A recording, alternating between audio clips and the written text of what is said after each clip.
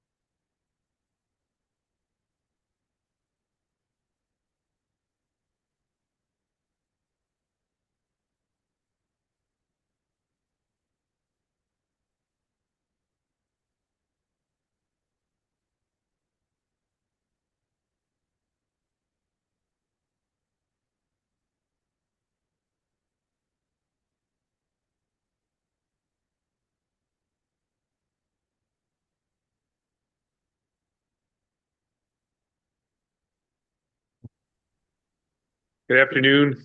My name is Pat O'Connell. I'm calling to order the New Mexico Public Regulation Commission's special open meeting on regional market participation. It's Thursday, January 25th. Apologies for starting a little bit late. Our open meeting from earlier today ran a little bit long. So before calling this meeting to order, I'd also like to introduce, as part of the call to order and the roll call, we've got with me fellow commissioners Ellison and Aguilera, and then we've also asked to help us with the discussion former New Mexico commissioner. So once a commissioner, always a commissioner. Is that correct, Commissioner? Doug Howe. I'm delighted you could be here today, Mr. Howe. Just for those of you participating who might not be familiar, he's got a wealth of experience, not just having been a commissioner, but working on regional markets in general, specifically regional markets out west. And as a commissioner for New Mexico, I'm delighted to have Mr. Howe as a resource that I can ask questions of, and I've always benefited from his knowledge and wisdom on that. So again, in addition to the three of us that are here, wanted to acknowledge that we have Commissioner Howe here with us to facilitate this discussion. So I think that accomplishes agenda item number one. Number two, we posted an agenda for this meeting. Just wanted to see if anybody had suggested changes to the agenda. No, I don't either. Okay, so then I would move forward with the agenda as posted. Second. And voice vote. Aye. Aye. We're going to do that. Introductory remarks from commissioners. I will save my fire for the end, and then I'll ask Commissioner Ellison for any remarks he wants to make, and then turn the meeting over to Commissioner Aguilera, who's really put this program together and helped us design the agenda.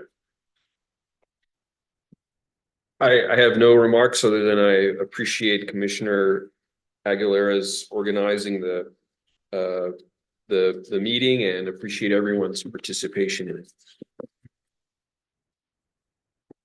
Well, I certainly appreciate you all being here. It's nice to have a packed room, and I'm sure we have a good amount of listeners on YouTube and Zoom. Looking forward to this discussion. We have presentations from P&M, El Paso Electric, and E3, who is the consultant who performed the study that we're discussing today. And so, yeah, I don't have very many remarks, maybe after, but certainly looking forward to the discussion we're about to have. The next item on the agenda is public comment. And so, Patrick, do we have anybody signed up for public comment online? Commissioner, we do not have anyone signed up online. Okay, I think I heard that we do not. It was very faint, but I think that's what I heard. So do we have anybody in person who would like to make public comment?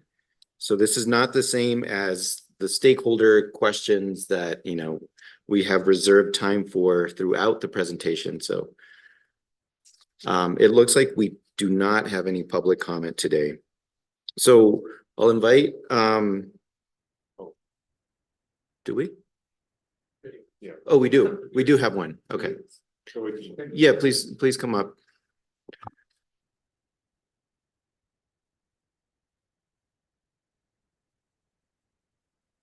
All right. Yep. And so please introduce yourself, and typically we allow 3 minutes for public comment. If you go a little bit over, it's fine, since we don't have others. Thank you. Afternoon. My name is Michael Barrio. I am the senior principal for Advanced Energy United that oversees our work in New Mexico and Arizona. Thank you, first of all, to all of you for convening the discussion today, especially to you, Commissioner Aguilera. For those of you that may not be aware, Advanced Energy United is a national trade association.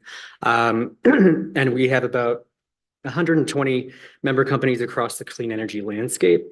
Most of those are large-scale renewable energy and transmission developers to providers of distributed clean energy, grid services, and other technologies, as well as the major power buyers as well. So Meta, Apple, all those guys. My comments really are to strongly support the creation of a West-wide electricity market with the largest possible footprint. There have been numerous studies illustrating the benefits that would accrue to the West, such as ratepayer savings, increased grid reliability, and the ability to deploy more clean energy to meet state targets. As an example, an economic impact study we commissioned in 2022 showed that a West-wide regional transmission organization would result in $114 million in annual electricity costs, savings up to 18,800 permanent jobs, and up to $1.6 billion in additional gross state product for New Mexico. I'm here to strongly recommend or commend the Commission for engaging in the West-wide Governance Pathways Initiative. We think it's an exciting and promising development as it brings together the key stakeholders that are critical to overcoming the few significant challenges involved in creating a market in the West with the largest possible footprint. And we believe this initiative may yet prove successful in developing a governance structure that can achieve the promise of a West-wide market. And we encourage the Commission to continue its involvement. We also urge and support P&M and El Paso Electric to actively engage with their sector representatives on the Pathways Launch Committee and follow the important developments happening in that forum. We also wanted to draw the Commission's attention to the limitations of the Western Markets Exploratory Group, or the WMEG study. This study purports to look at the costs and benefits of two-day-ahead market choices for participating utilities. However, there are significant limitations to the study, and it should not be solely or primarily relied on for evaluating which day-ahead market option is the best interest of New Mexico ratepayers. Some of the limitations that we've noticed include an incomplete analysis. We think that the WMEG study primarily quantifies one category of benefits, ignoring significant costs of market participation. We also believe it's essential to include costs of implementation and operation in a complete cost-benefit analysis. We also think the WMEG study overlooked key benefits. The study focuses narrowly on operational costs, failing to account for broader benefits like reliability, capacity savings, and resource diversity, which could be much larger. There's a margin of error considerations. The marginal cost savings or increases identified are within the study's margin of error, making it unreliable for major decision-making. We also think that there's a problematic wheeling revenue category. The approach to calculating lost wheeling revenue is questionable and should not heavily influence the decision on market participation. Underestimation of split market costs. The study likely underestimates the costs and complexities of operating in split market footprints, especially at key market hubs. We also think there's a need for more expansive analysis. Regulators should look beyond the limited operational savings presented and consider the larger benefits of a unified, diversified market footprint. And with that, thank you for your time today, and thank you again for convening this discussion. Thank you for the public comment and for your previous comments in the record as well. So let's go ahead and get started. We're running a little bit behind schedule, but I'm not going to let that deter us. I do want to, make sure that we have the time that we need. So with that, I will invite P&M and El Paso Electric for introductory remarks, and please go ahead and introduce yourselves.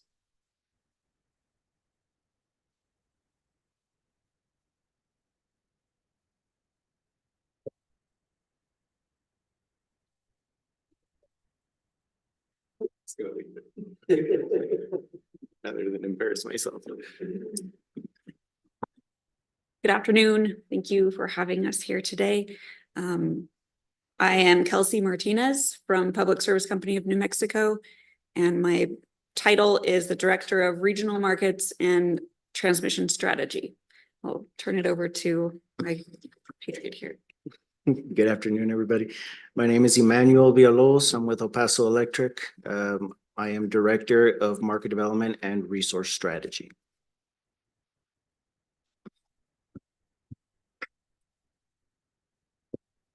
So I'll get started here. Thank you for having us. Back for round 2, we'll say. So this is the second regional workshop that we've had. The first one was back in October. And these regional efforts have the quality of seeming like they're moving extremely fast and extremely slowly at the same time. So we hope and think we're back here with new information and a second layer of analysis, some additional information that continues to feed and populate our day-ahead market decision strategy. Also, thank you for kind of allowing us to present jointly. That's really one thing these regional efforts have enabled is more and more communication between utilities and between stakeholder groups. So we're able to trade ideas and energy more dynamically than ever. Both Emmanuel and I realized in the last workshop that we had a lot of overlapping material. So we're hoping this format really kind of reduces redundancy and still allows us to speak to unique perspectives in our system. So hopefully that's what we can accomplish here today with that. So next slide, please. Thank you. So this is the setup. We're going to try to share the first few bullets. We'll kind of go back and forth between the two of us here. And we're going to kind of recap what we discussed in the last workshop briefly, update the group here on progress with the day-ahead markets since October, and remind everyone what the WMEG group was and what the main deliverable, the cost-benefit study was that they went along with that, and then introduce Jack from E3, Jack Moore, who will be presenting the meat of the material here and taking all of the difficult questions. So we're glad he's on the line here. I'm glad to hear that you guys are all worn out, so won't get too many of them anyway. But then if there's time left over after all of Jack's difficult questions, then P&M and El Paso will each take a turn discussing kind of high-level takeaways of our results, additional considerations beyond the WMEG study, because there are a few, there's plenty of considerations outside of the study as well. Talk about our next steps and concluding statements and questions. We did reserve time after each kind of chunk of these for questions, but as always, if you have a question while we're speaking, please feel free to interrupt. Sometimes it's much easier to understand your question when it's something we were just talking about, so please feel free. Next slide, please. So I'll jump into kind of P&M's recap of the last discussion, and we'll move pretty quickly here on these, just so we're not taking too much time on this. If you recall, we showed up with enthusiasm and excitement about participating in a day-ahead market once it's operational. It's hard to nail down a date because you could be in a queue of utilities waiting to onboard, but we don't expect any intentional delay to join a market once we've decided on that market and once it's operational. We do anticipate still being able to select a day-ahead market by the end of this year. The timeframes for the 2 market choices have not slipped by very much, so we do still see that we'll be able to decide by the end of the year. We definitely see day-ahead market participation as the next incremental step forward with these regional advanced energy markets. And like others, we recognize there's still a lot of benefits on the table after this. And this is definitely just kind of the next step forward that we see that makes sense and that the West is comfortable with and that might actually be successful. We do see day-ahead market participation as delivering production and trade benefits, increased reliability, and resource diversity to P&M and New Mexico customers. And a sentiment is that we feel that day-ahead markets may build further collaboration and trust regionally, and that may result and help shape potential for even more benefits on the table that would possibly look more like a RTO or regional transmission organization. Next slide. So then just a further recap, just to remind the group here, the two market options that we're looking at as far as the day ahead market are CAISO's EDAM and SPP's Markets Plus. Participation in either one of these would come with bundled participation in their respective energy imbalance market. So just when we're in a day ahead market, it means we're also in an imbalance market. P&M considers both CAISO and SPP to be deeply experienced and proven market operators. We trust both of them. We've participated in the robust stakeholder processes and have been impressed and educated. So we feel strongly that both market operators are trustworthy. Also, we touched on this earlier, but this will be a large subject of the conversation today. The market footprint is a key factor in determining the realization of a lot of the benefits that come with day-ahead market participation. So the production and trade benefits, the resource diversity, and increased reliability as well. So that was P&M's recap. I'll turn it over here. Just a quick question while we're still on this page. You said that participation would bundle with the corresponding EIM. So could you clarify that? Yeah. So if P&M chose EDAM, then we would continue to be in the energy imbalance market through CAISO. And if P&M chose Markets Plus, then we would join SPP's energy imbalance market. That's what I thought. I just wanted to clarify. Thank you. Next slide, please. So first off, thank you very much for giving us the opportunity. We really commend the commission for taking an active role. It's a breath of fresh air, and I think it's really going to help a lot as we continue to have these workshops. For the summary of the last workshop that we attended, or that we were here, again, in the interest of not being too redundant, but we agree that the day-ahead market is the best course of action for customers. Which market that is still yet to be determined. We anticipate that we should be choosing a market by mid 2025. We've said before in the last workshop that we are about a year and a half behind from the latest entrant into the EIM. We just had our EIM implementation. It's been successful thus far. And given the geographical location of EP's footprint, a large part of our decision matrix is what the rest of the region is doing. So we need to take a step back almost and see where our fellow utilities are going, because that will help influence what's best for our customers. We do agree that the progression of a new day-ahead market is the next role or the next step towards eventually getting to an RTO, which would be the ultimate goal for efficiency in the West. Go to the next slide. This here is just a very quick high-level outline of EP's involvement, where we joined the WMEG, some high-level points where WMEG concluded, and where we are expecting the next phase of these studies to happen.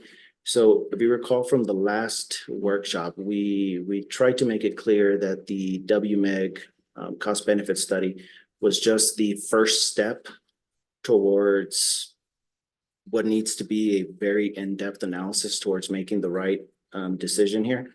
So we're hoping to kick off our second phase of market studies early this year, followed by our gap analysis to determine what is the appropriate market, and ultimately winding up at a decision in Q3 of 2025. Next slide, please. Just quickly, are those, Yes. is that work that's being done by EPE or as part of the WMIG group? No. The WMEG group has concluded. Okay. That is done. This is EPE's expected timeline as we try to fund and design these studies that are going to go into this, because they're going to be very, very involved, robust studies. So there's a lot of consideration that needs to go into. I appreciate that. Thank you. And to follow up on that, are these two separate things that you're discussing, the market studies and the gap analysis? So yes, it is. So we think that the next phase for EPE is going to be to take the WMEG study, which is primarily a production cost study.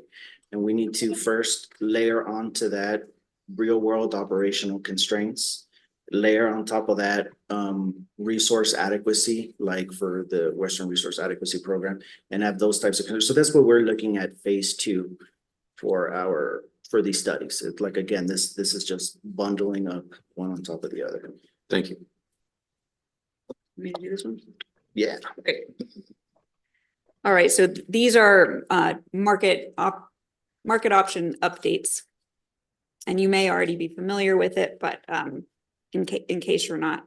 So since last October, CAISO's tariff changes that will allow EDAM to launch were approved by FERC this last December. So CAISO's tariff is still CAISO's tariff, but they had to change it to allow for EDAM. So that was already approved, and so there's not really roadblocks for EDAM at this point at the FERC level. The SPP Markets Plus tariff is on track and expected to be submitted to FERC in early 2024. And once we have kind of the final version of those, even perhaps before the SPP Markets Plus tariff is approved, when we have both of the final service offerings side by side, a future workshop could involve P&M and El Paso kind of presenting the differences between those markets and how those small differences might affect New Mexico customer benefits. And then an update, or I guess this is a non-update. The market footprint landscape remains largely undefined. So since October, I don't think there's been any new decision makers about which market they're going to. So that's still that's still creating uncertainty in our analysis, but is not in any way preventing us from studying those possibilities. Next slide, please.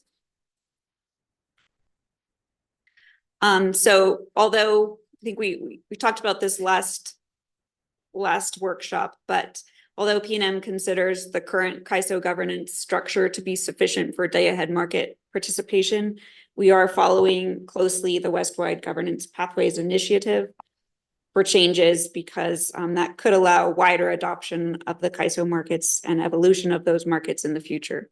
So even though it's not directly related to our decision, it's a more strategic look forward to how they might evolve in the future. Some of our analysis has also really pointed to additional analysis surrounding both markets, rules and use of third-party transmission customers in our area. So for instance, P&M has a great deal of third-party transmission rights holders that have a great deal of room in long-term contracts on our system. And the wheeling revenue in this study will tie to that, and I'll answer some of those questions later on in the presentation. But we're realizing that we need to study closely the use of third-party transmission in the market. So we're working with both market operators to try to understand how that will affect P&M and New Mexico benefits. At the risk of sounding redundant, same. So EPE is also trying to be an active participant in both markets, attending public meetings, participating in any open committee and whatever opportunity we have. We have similar transmission concerns because we have such a large base generation footprint with Palo Verde. And we are particularly interested in what the markets, how that would affect a multi-jurisdictional utility such as ourselves, because we do have to balance between New Mexico and Texas. Next slide.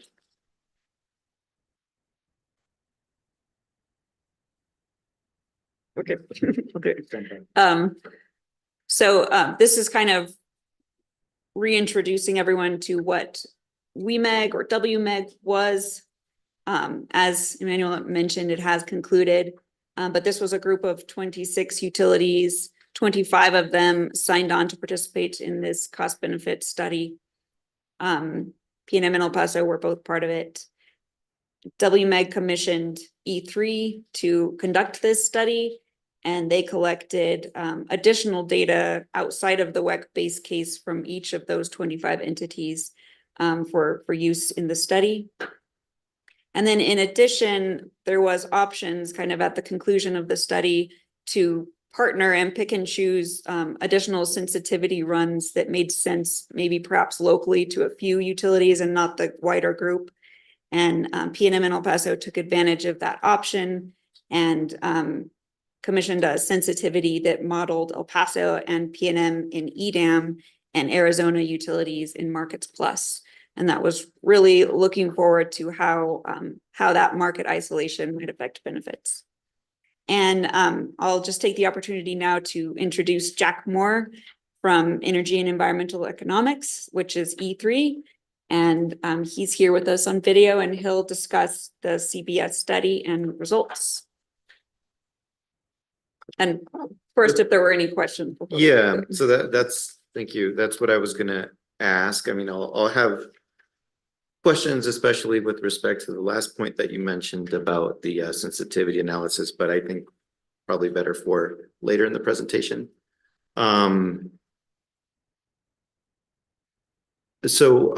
Do we have any stakeholder questions? I guess we could go first from in person. Okay. And then Patrick, do we have anybody who would like to ask a question online right now or in the chat? Yes, Commissioner, we have one person. Okay, we have one person, but I'm looking to see if IT is around. Can somebody go grab IT to put the volume up? Because we can't. Thank you. This is Vijay Satya with WRA, Commissioner Aguilera. I'm the one online who raised my hand. Can you hold on? Because I can't really hear. Did you guys No hear? problem. It's like a Charlie Brown. Okay, so let's hang on for a little bit so that we could get that question. But we need to increase the volume here in the room.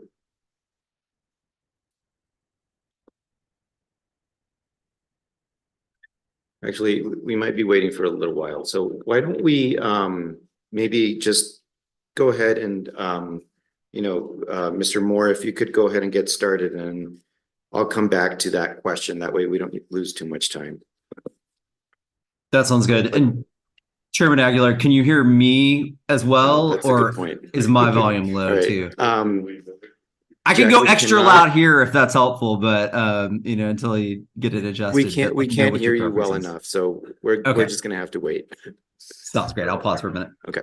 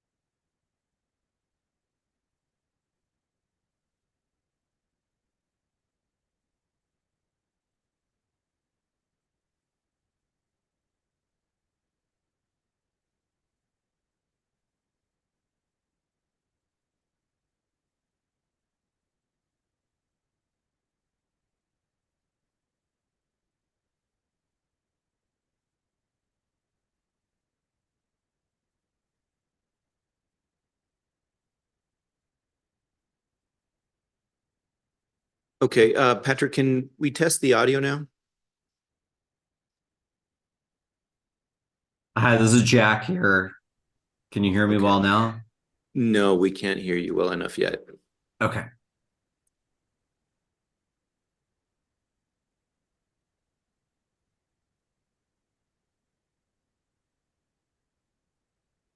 Nobody expects so you're not making.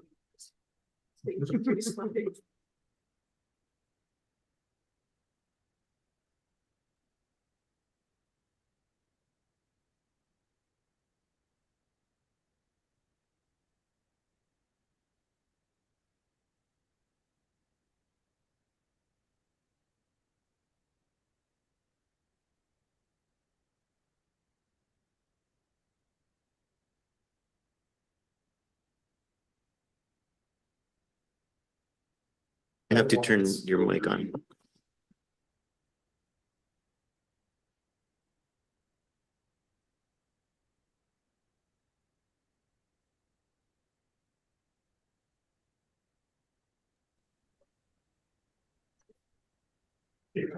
So, so I did spot you back there, Paul and Kim. So I may have to call on you on this question, but I'll direct it to P&M and El Paso. I noted particularly in the case of El Paso, you said you expect to make a decision by the end of 2025. And I think that goes to the issue of, particularly in Markets Plus, when are potential members going to be solicited to sign up for phase 2, which my understanding, subject to correction,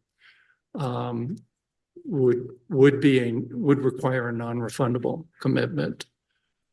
And that then raises the question of whether Markets Plus can accommodate late deciders. And I don't know whether they can do that or not. Do you know? And if not, maybe Paul or Kim could speak to this. I don't know for sure. I would defer to SVP. Sir, Paul Sesky, SVP, Executive Vice President, General Counsel. So basically,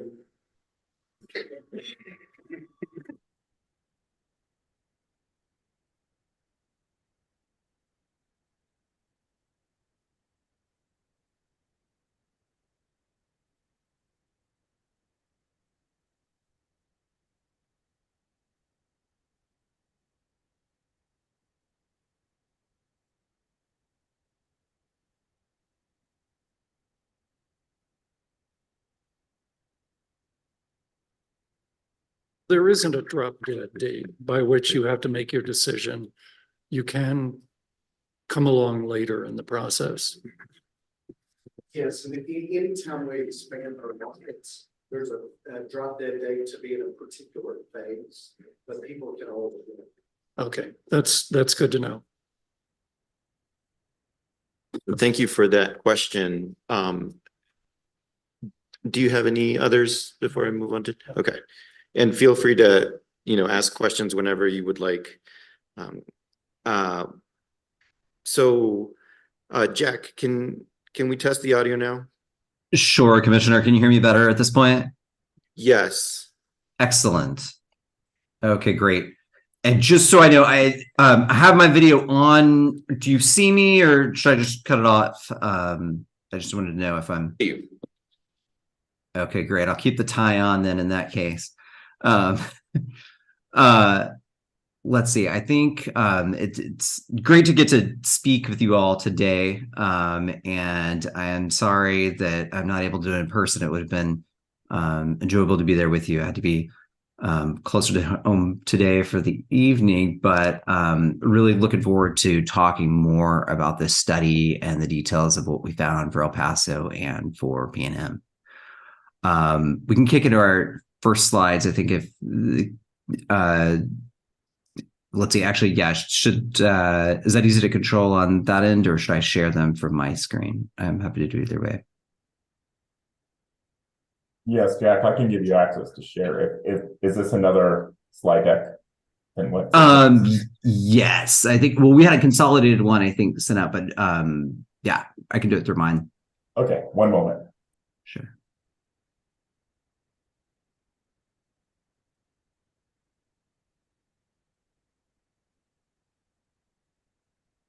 Great, thanks, Patrick.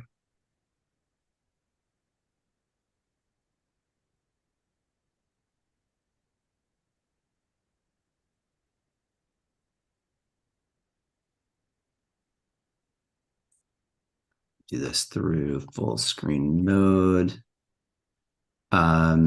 Great. Well, again, I've got my slides up. Maybe just going back on the call, Vijay had a question from WRA, had a question that came up in relation. I just saw he had put it in the text. It was in relation to what Kelsey was presenting about the isolation sensitivity case. We'll definitely get to that in the slides here, but the question is sort of what was the intention of that? And it was, as Kelsey mentioned, the intention was to have Arizona be in Markets Plus and the New Mexico zones, P&M and El Paso in EDAM, sort of separated from the rest of EDAM and see what happened. That's not to presume who's going to do what, but rather a question to sort of explore the what if of what would happen if that arrangement of different participation played out. Yeah, again, great to be with y'all. The work that we did really benefited a lot from the contributions of staff at a lot of the different WMEG participants, utilities really across the West, who put a lot of time and thought both in providing data from their side as well as getting agreement, which is sometimes hard on assumptions to use for a model that could be applicable really all the way from BC down to El Paso. And I think the timeline that we had for doing that, which was roughly October 22 through about June of 23, was really fast compared to a lot of normal Western data development. So I think it was a lot of effort. I just want to double check. I can see the hearing room video went out. I just want to make sure that the audio is still working for y'all. So if you could just tell me. Yeah, we can still hear you and we can see the presentation. Okay, great. I'll just keep going on that front then. Awesome.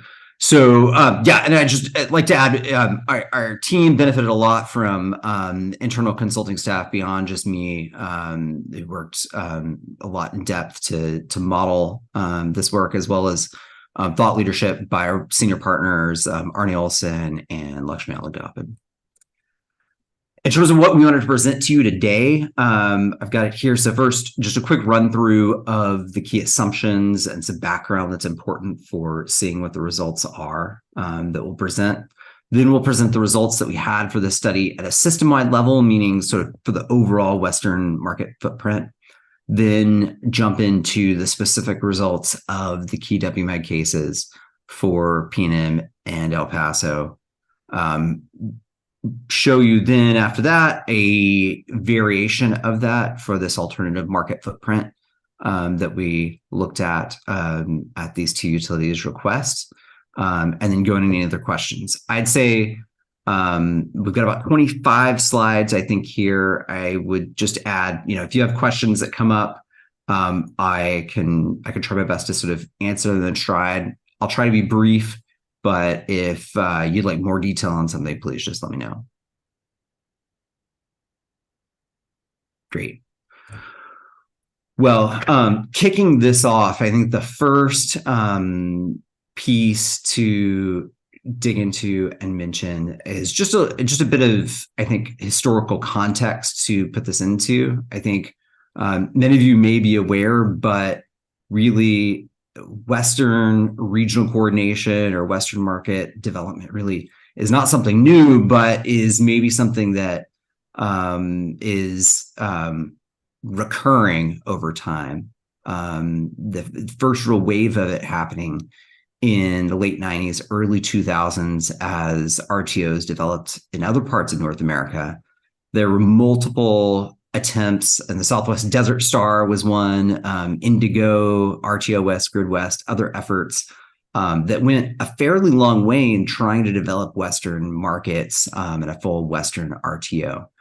All of those, in part ran into historical problems with the Western power crisis and some of the challenges of getting cooperation in the wake of that. But also, I think, a realization that some of these markets are hard to implement, and getting agreement on the right issues can sometimes be difficult. Subsequent to that, there was a bit of hibernation on Western markets. People returned to largely trading energy on a bilateral basis at major hubs like Four Corners and Palo Verde and Mid-C in the Northwest on typically peak and off-peak block hours for each day. And then to the extent there was need for real-time trading, meaning sort of closer to this sort of day-ahead time frame, it was mostly phone call based. Different traders or operators calling their neighbors and talking through what price per megawatt hour they'd buy a certain number of megawatts for a particular hour in the upcoming time frame. By about 2011, there had been experience both in MISO and SPP of a lot of success of having formally vertically integrated utilities trade in real time through an automated market, such as the energy imbalance service that was operating within SPP at sort of in that time window. And those ideas and those concepts got ported over to the West.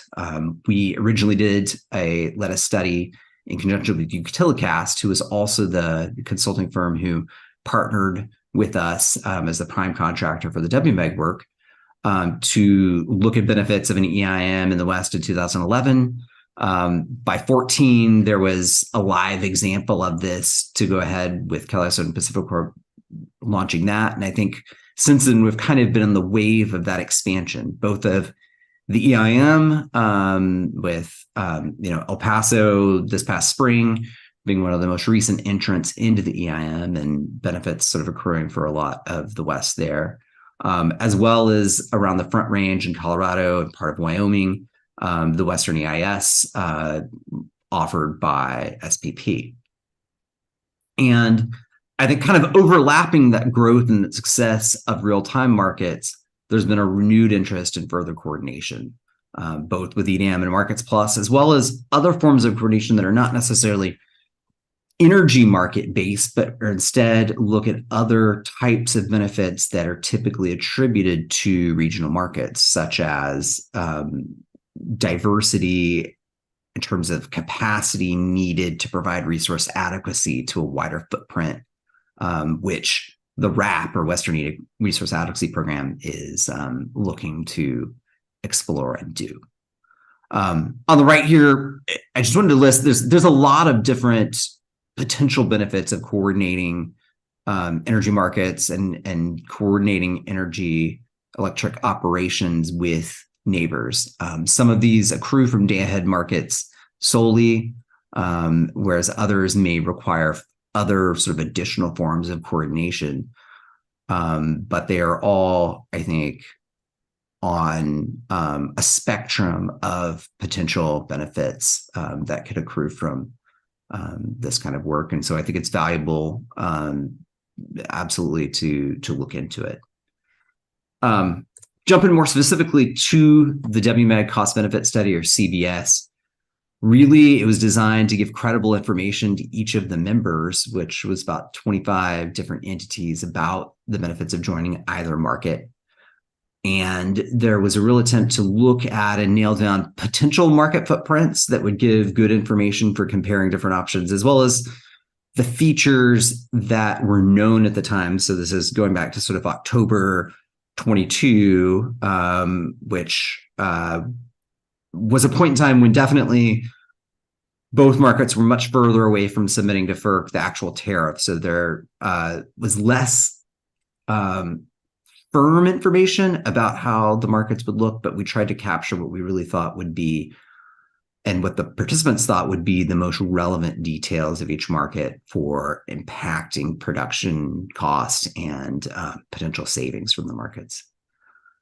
Within this, we use the Plexos production simulation model, which we have a lot of really good experience with within WEC, and simulated that both at a day ahead stage, which is both the day ahead market as well as when units are committing and a lot of transactions happen, as well as a real-time operating stage. And so that managed to capture the impact, even in the base case of the energy imbalance market and the energy imbalance service going on. And for each member, we reported the impact to both cost and revenues for these market cases. So we did both for a 2026 case that compared either market footprint and day-ahead market option to a business as usual case, which essentially only has a bilateral day-ahead trading plus real-time market in the EIM and EIS, as well as some 2030 and 2035 cases that explored increasing levels of integration, things like market-to-market coordination between the markets, as well as development of ancillary service markets or additional transmission. And I think the last thing to mention is that we used confidential data from each WMEG member to try to get as much accuracy in the detail of their systems.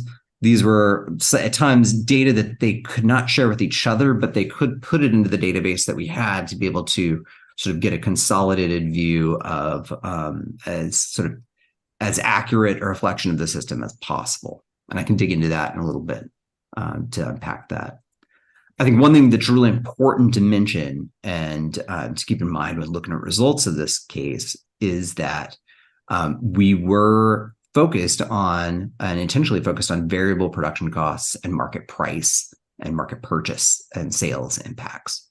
So within that, these are really, it's important to know that it's really one category of potential benefits of regional markets and does not include things like peak load and resource diversity and the capacity savings that come from that, or from the ability to invest potentially lower cost to meet a certain renewable target because you can buy resources over a wider geography.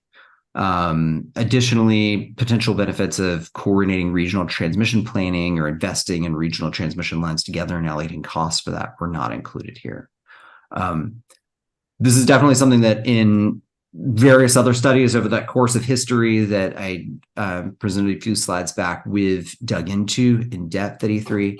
And sometimes the benefits of those other categories can be quite large, as things like the state-led study led by Energy Strategies highlighted. But one of the things that I think is maybe just to give a little bit of context for why the WMEG chose to really focus on production costs first is that I think it's often thought of as sort of the most direct and tangible direct result of joining a market. A lot of these other types of savings involve creating market and then also choosing some other things that are happening along the line. Some of those things potentially also could be realized or helped through the RAP as well. And so to try to kind of parse that out and see what just a day-ahead market development could have, the intention was to really sort of look at this narrowly and try to get a precise answer where possible, while also being really transparent about the fact that there's these additional types of upside that are not included in the calculations. Great. Thank you. I'll for keep that. on going until I hear questions, but feel free to jump in. Yeah. Yes. So I do have just a clarification, just because I want to make sure that we're all on the same page. 2 slides back, Sure. You have a potential regional coordination benefits. Mm-hmm. And what you've studied here is the first one that is about production cost. That's right. But did not look at other benefits, for example, reduced greenhouse gas emissions, resource adequacy, reliability improvements. And so that's exactly right. Yeah, so I just wanted to, clarify that for context, especially because we had our, public comment earlier. Mhm. And so, thank you. Please. Go That's ahead. exactly right. Yeah, I think this box could have probably been labeled not all included in this study, which we're trying to get 2 to 6. Yeah, no, thanks for clarifying. That's definitely accurate and important to be mindful of. So, Jack, this is Pat O'Connell, just kind of a follow-up on that, but looking at the scoping slide, it says it doesn't include potential savings due to coordinated regional transmission planning or investment. So were any new transmission lines included in the modeling of the future scenarios? So for 2026, there were a few lines that the different WMA participants felt were had sort of a high likelihood of being in place at that time, and so we included those. Those were not modeled as different between either of the market cases. For our 2035 case, we did have a single case where we added a large number of transmission lines together, kind of just as a what if to see what the impact of that would be. It's not quite a copper sheet, but it's sort of, I guess, in the direction of that, to see just potential savings there. And, it was large, but also is not, it would also require a lot of investment to be able to get to that world. So I think, within the market context, depending on what market footprint or footprints work out from these market developments, I think further exploration of the value of additional transmission sort of after that point is certainly a useful thing to dig into. Yeah, thank you. Actually, I have a follow-up on that. That Sure. I was going to ask that same question, and now that we're on it, it seems like based on your description that something like the Sunzia line would have been included. But what about something like the Rio Sol line, which is parallel? Do you know if that was included in the analysis? I know that Rio Sol was not included in the analysis.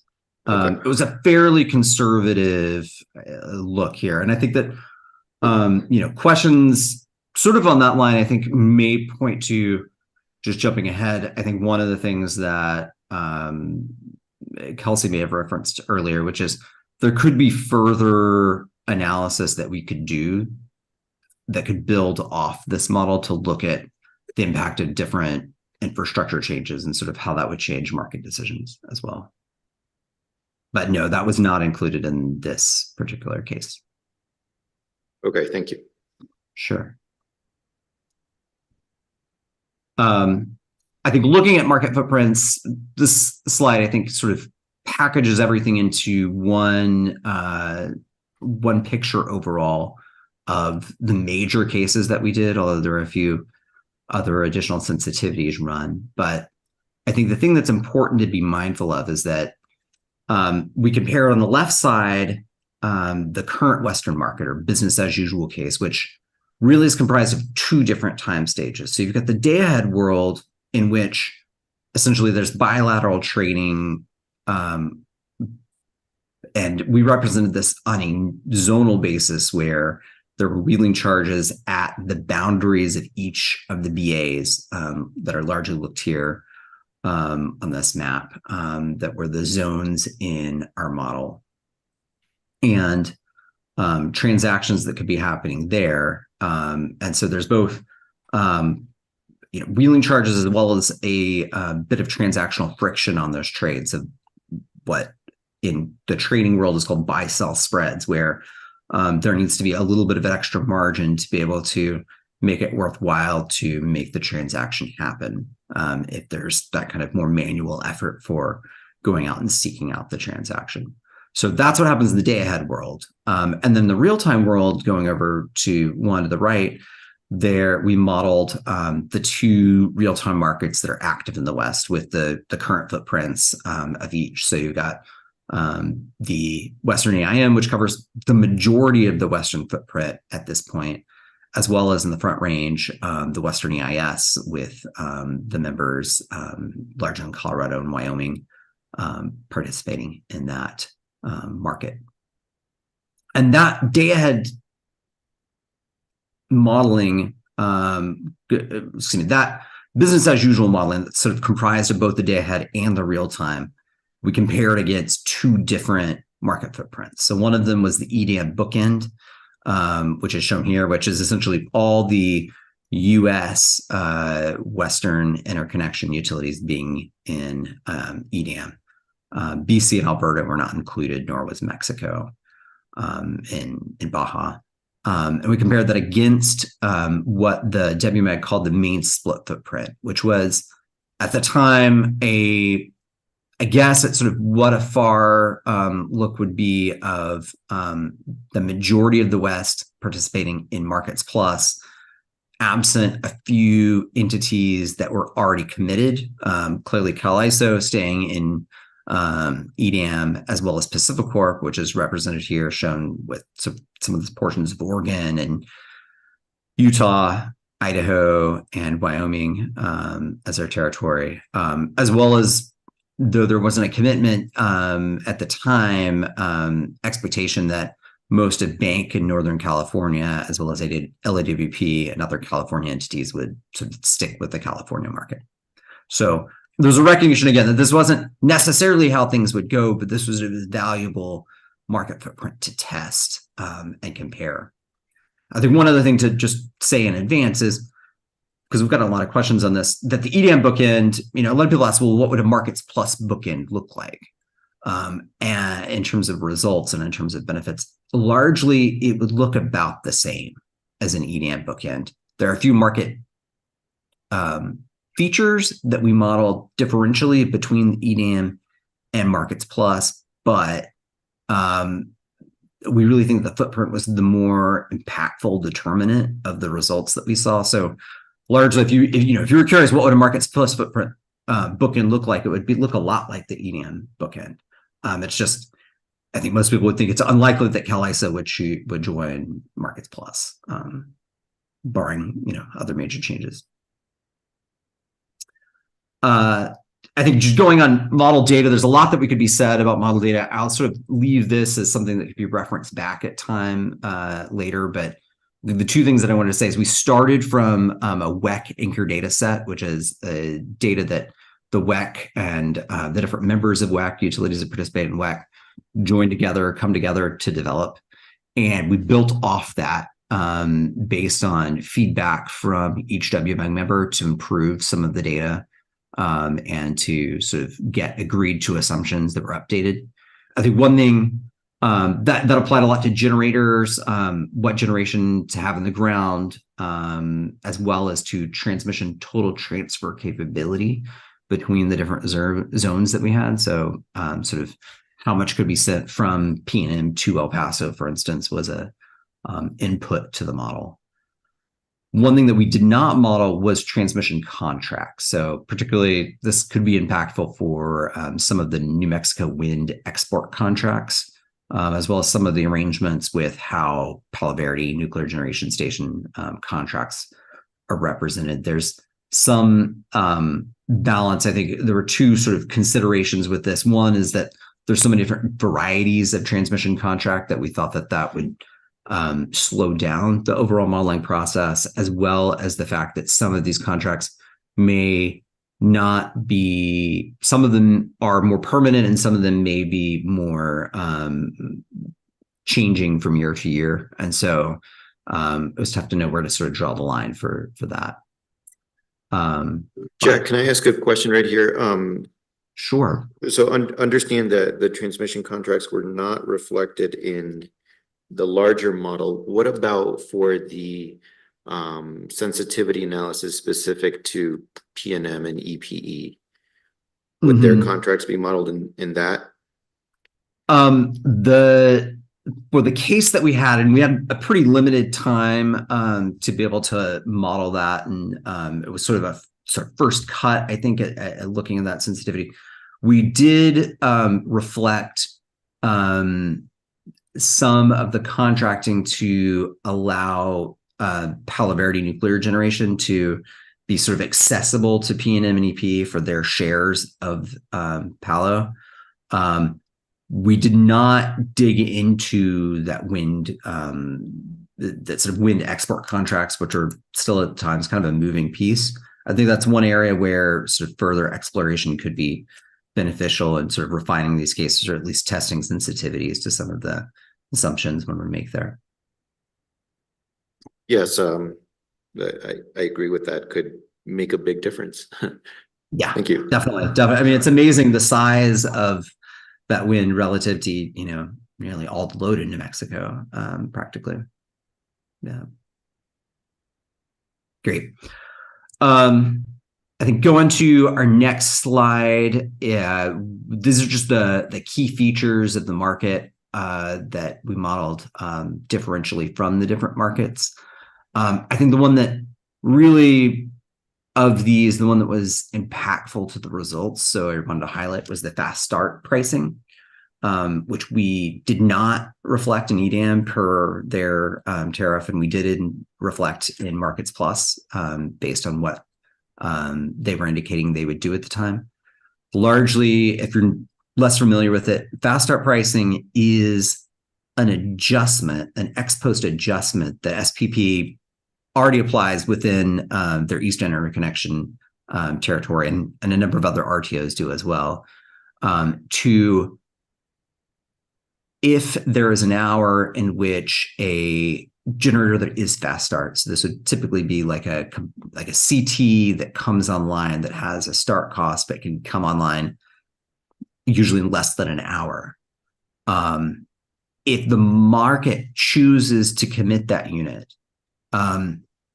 usually sort of absent fast start pricing, the energy market price that's sort of used to settle all energy market settlements for purchases and sales sort of across the footprint, usually that would be done based on sort of the cost of incremental dispatch on those generators. So let's say you had a CT generator that costs like $10,000 to get online, but then it costs $50 a megawatt hour to ramp it up an extra megawatt above its minimum run level.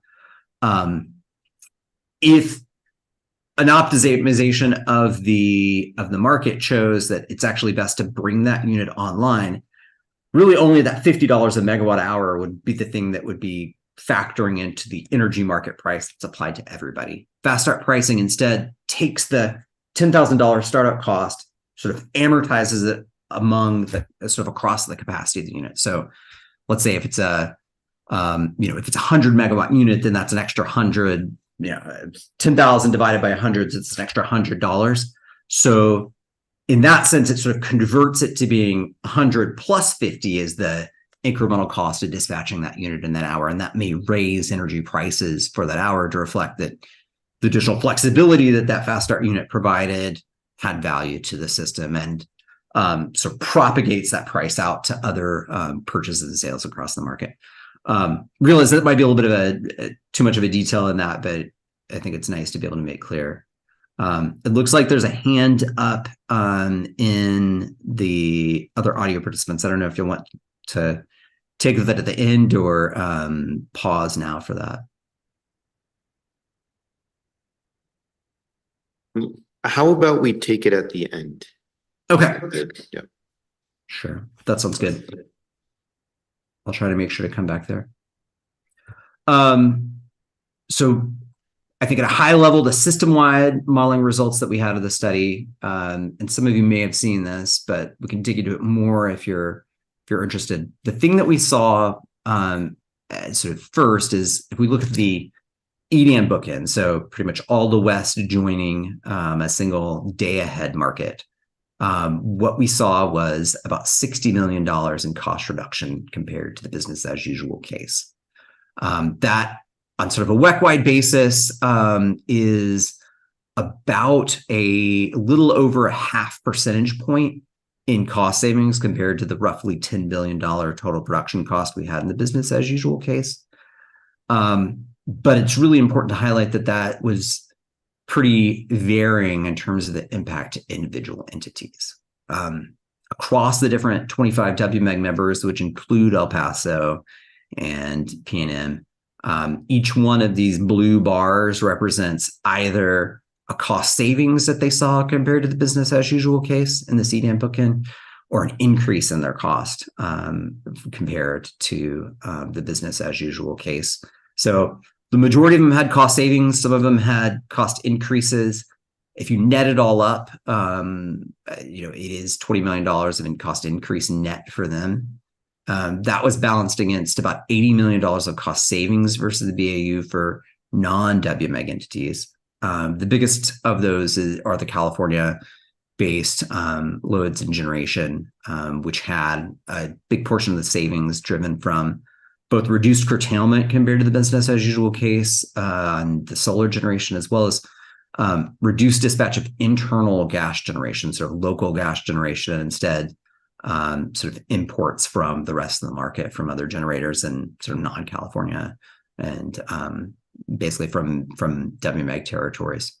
I think one of the questions that we were asked throughout WMEG and really dug into as a modeling team, because we wanted to really check it, was sort of at first pass, this $60 million seems pretty small for a WEC-wide market. I think the thing that's important to be mindful of on that front is that that's building off an EIM that's already in the business as usual case, EIM and EIS, which are already basically spanning most of the West. And so sort of how much sort of a WEC-wide day-ahead market can improve things beyond that, a lot of times, so I think kind of comes down to how much do you believe the EIM is already accomplishing in the efficiency that it's bringing to the market versus sort of what's sort of still left on the table. And that's a nuance that potentially is sort of challenging to parse out within modeling. We did our best, but I think are also mindful that it's a complex topic. Jack, this is Jim Ellison. I have a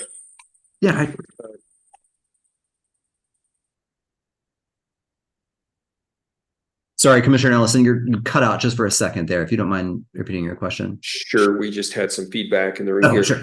I understand that with the EDAM constructs that the utilities would be choosing which power plants they would allow to be participating in that day-ahead market. Have you assumed that the utilities are essentially allowing all of their conventional generation to participate? Yes. We do have reserve requirements for the different utilities. So there's some headroom that's held back for, but that more affects which units get committed. But yes, we did not, there might be like one or two weird sort of small unit exceptions, but the massive majority of units within, if they were sort of within the footprint of that utility, they were participating. So to the extent that a utility chose to have only a subset of their generation participate, that could change results. Yeah.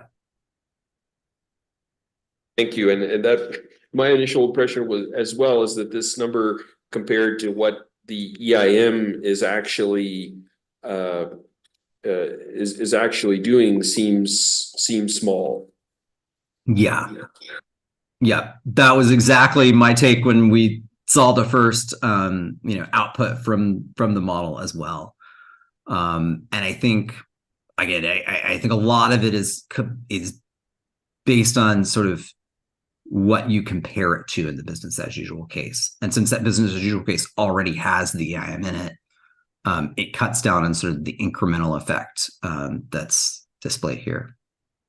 Yeah. Great. Well, we can come back to this more, I think, if there's questions, but I think just by contrast, because I think it's useful to see the comparisons. When we ran the main split footprint compared to the business as usual case, it actually showed a $220 million cost increase compared to the business as usual case. But again, those benefits were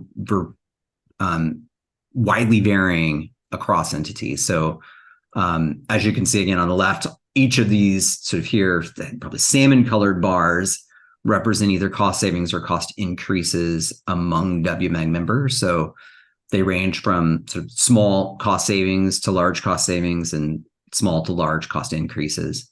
If you add all of those up and tally them up, you get $26 million of total savings among WMEG members. But for the non-WMEG members, again, primarily in California, you have a really large cost increase, which, digging into the results, we saw largely stemmed from both an increase in curtailment of solar inside those regions that sort of couldn't get out or wasn't economic to export from those regions, as well as a reduction of imports of gas generation from everywhere else, and instead sort of dispatch of higher cost and sometimes less efficient gas generation in those regions. I think this, again, was a surprising result. I don't think a lot of people leading the study, or funding the study at first were expecting to see a cost increase.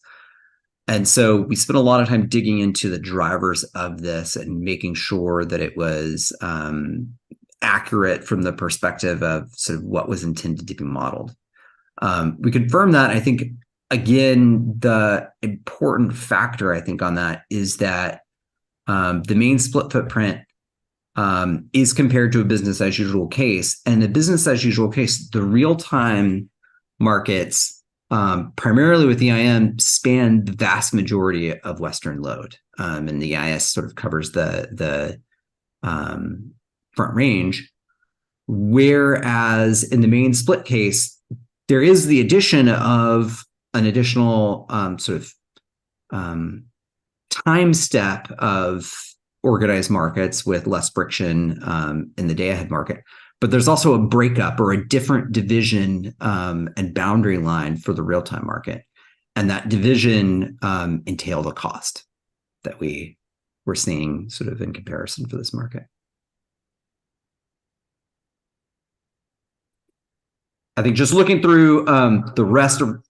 Oh, go ahead. I can interrupt you there for a second, Jack. This is Doug Howe.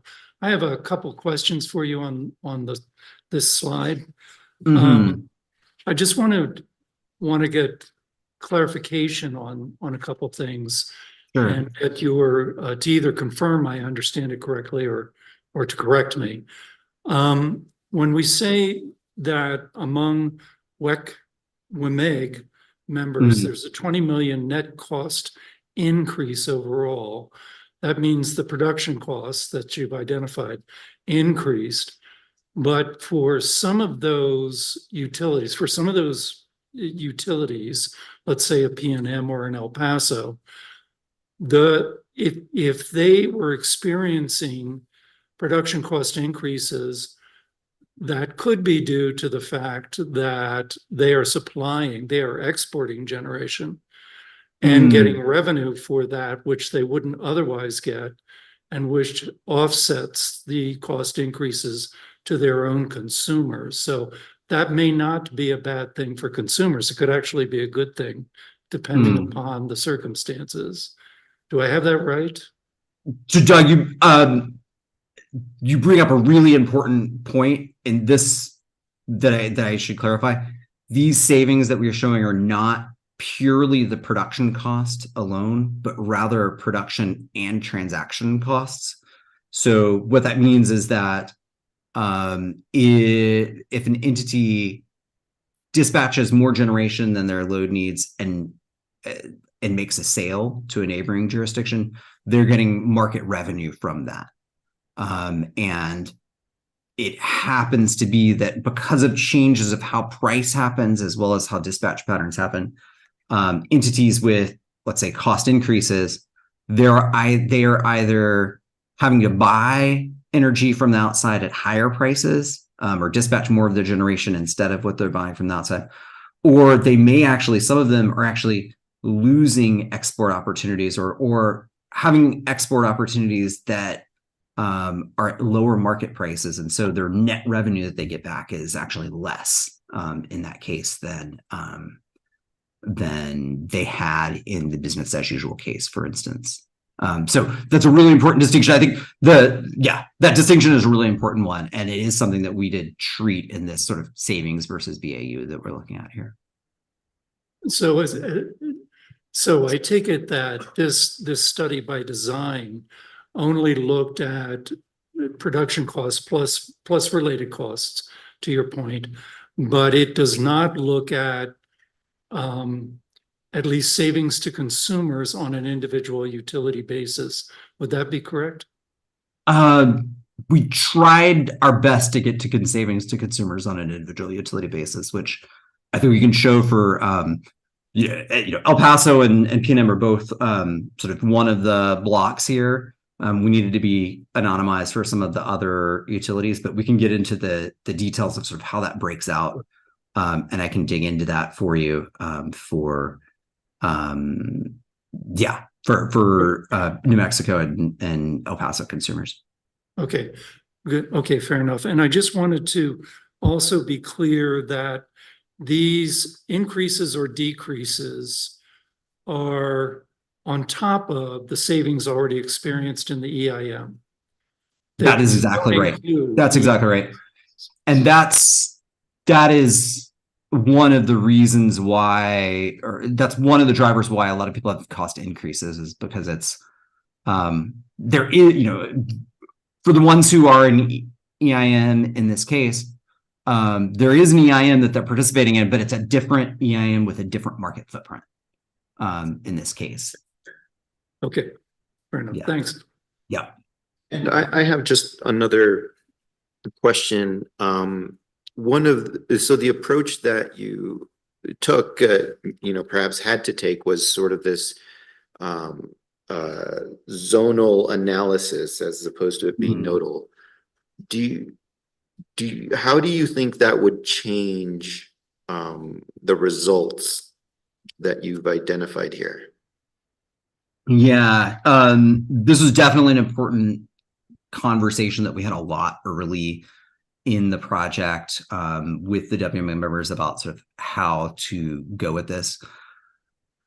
I think that there are a certain limited number of situations in which nodal would change things. So for instance, if we're looking at a particular balancing authority area that has a lot of internal congestion, and to the extent that internal congestion, and so that means like transmission constraints sort of inside their system, to the extent that congestion makes a certain generator sort of somewhere within their footprint have a higher price than their loads, then that could raise the price that entity sees.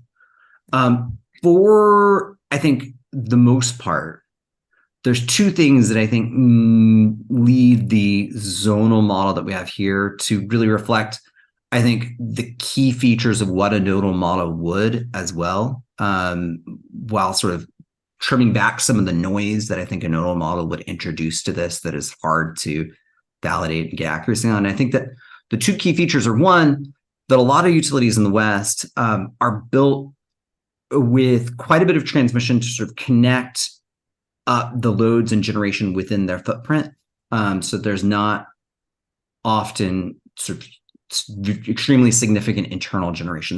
There's a few exceptions, actually, and a good one is P&M. So we actually modeled a separate P&M North and P&M South zone that have distinct prices and distinct transmission connectivity between them and to El Paso. EV Energy as well, we modeled with a north and south zone with online connecting them separately. But sort of within EV Energy South, we don't often see, we don't often anticipate a huge amount of internal congestion. I think the other thing too is that provided that most of the load and most of the generation in that footprint is utility owned and contracted, or is going to the utility, and was sort of accounted for that, right? So slight variations between the prices at those different nodes may not make that much. It just may not have that much of a differential impact on that. So that's a long-winded way of saying, because it's something that I dig into a lot. I really think that the zonal approach that we used here was possibly the best way to get the real signal of what the value is here, compared to doing a nodal case. I think it captured a lot of the real impact that we think is the valid and reliable. Okay, thank you for that. Just doing a quick check here, Yeah. because we're supposed to be starting the stakeholder Q&A. Do you have a sense of how much longer you have with the sort of this study as a whole before we get I'm into- looking here. I think at the pace that we've been going, we probably have another 30 minutes. I could also sort of bump that speed up if helpful, and go a bit faster to get through it. I did want to check in. I had I looked at the schedule that you had and sort of been anticipating it sort of beginning a little bit differently. I need to step away for about a 5-minute break, actually, if possible. I apologize for that, but can resume then, and then can either go through the rest of this quickly to get to the stakeholder questions, or can instead sort of go through this at sort of a slower pace and continue sort of either way that is preferred for y'all. You need to step away at what time? Oh, I just actually right now, or yeah, Oh, just now. a few. Okay. Yeah. Again, I apologize for the. All right, well then why don't we build in a break right now? Okay. A 10-minute break, and then come back at 4:42. I'm sorry, 3:30, 3:42. Perfect. Thank you. I appreciate it. Thank you. Okay, thanks.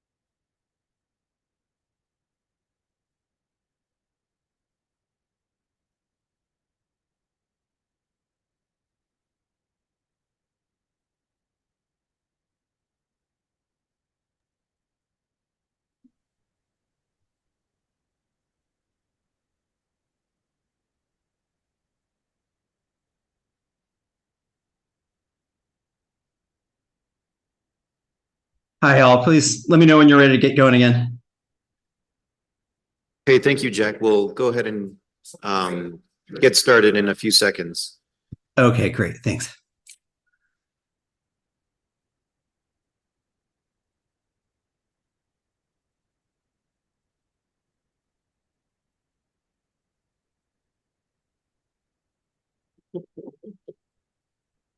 All right, so I think we are good to proceed. I'm not exactly sure that we settled on kind of the pace of this, I guess.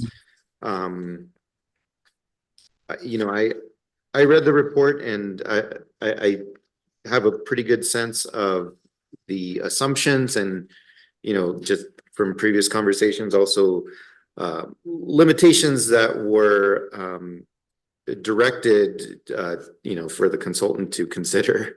And so some of the drawbacks, I guess I would opt for a quicker pace, and then we can also that way have you know, the time we need for stakeholders to ask the questions that they have about this portion of the study. Sure.